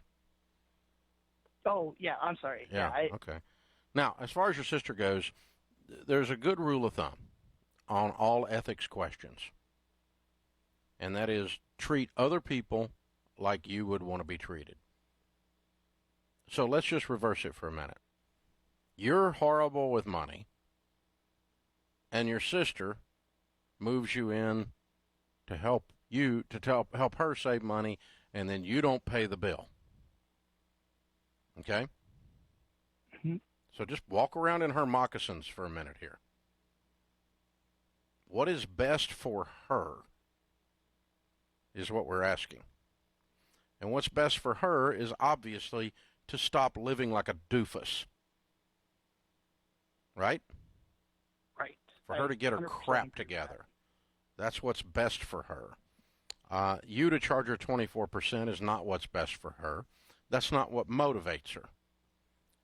You take over all of her bill paying and handle her checking account as if she is mentally incapacitated might be best for her until she can start acting like a freaking adult. Now, that'd be okay, and I might do that. Might be best for her if she was out on her own and didn't live there anymore. But it's not best for her own brother to charge her 24% interest. Agreed? I do agree. Yeah. In other words, what would you want someone to do with you if you were a money doofus, you were horrible like she is, and you'd want some help. And granted, she has to make the decision to be a grown up and make some, use her brain and actually make some positive decisions. But I'd want someone to come alongside me, coach me, pat me on the back, kick me in the butt. Coach me, pat me on the back, kick me in the butt until I got my act together. I'd want someone to love me that much. And that's much more difficult than just standing back and going, you're an idiot, and I'm going to charge you 24%. Because I understand how you got there. I don't blame you for getting there. But, sometimes it's harder to love. It takes more energy to love people well. Does that make sense? Yeah. And so I would put some real ultimatums in her life. 24% is no longer an option. I refuse to take advantage of you or anyone else in my future because I'm going to treat other people like I want to be treated. So here's what I'm going to do. I'm going to get deeply involved in your finances, and I'm going to help you handle them as if you were mentally incapacitated until you prove otherwise. Or if you do not relinquish that to me, you're moving. You have to leave because I'm not going to participate in you misbehaving in your life and bringing harm to your life and me supporting your crazy by paying your rent because you're being crazy. And so a confrontation is inevitable here because that's what a loving person would do with her. And apparently what your parents didn't do. They let her get away with murder. She was daddy's little princess or something. And what am I missing? Yeah. I would never say that to their faces, but yeah. Okay. I mean, somehow she got here. I'm making that up. I don't know. But I'm reading the tea leaves here and saying what really happened to cause this young woman to get to the point that she is completely oblivious to the fact that she has to pay bills. I mean, that's pretty princess oriented. So you just, are you a little brother or big brother? Big brother. Good. Well, big brother, put your arm around your little sister and kick her butt. Love her and kick her butt. Love her and kick her butt. And take over her life and guide her into adulthood. But it's not motivating her to charge her 24%. It's not motivating her. Drag her butt to Financial Peace University. Make her go to class. Make her go to one of the events we're having in Florida this year. If you want to do that, we'll be in Orlando doing an event. I'll give you a couple tickets if you're in that area. Hold on, and I'll have Kelly pick up. But let's help this girl get her life turned around because she's incapacitated. She's not living an adult life. This is the Dave Ramsey Show.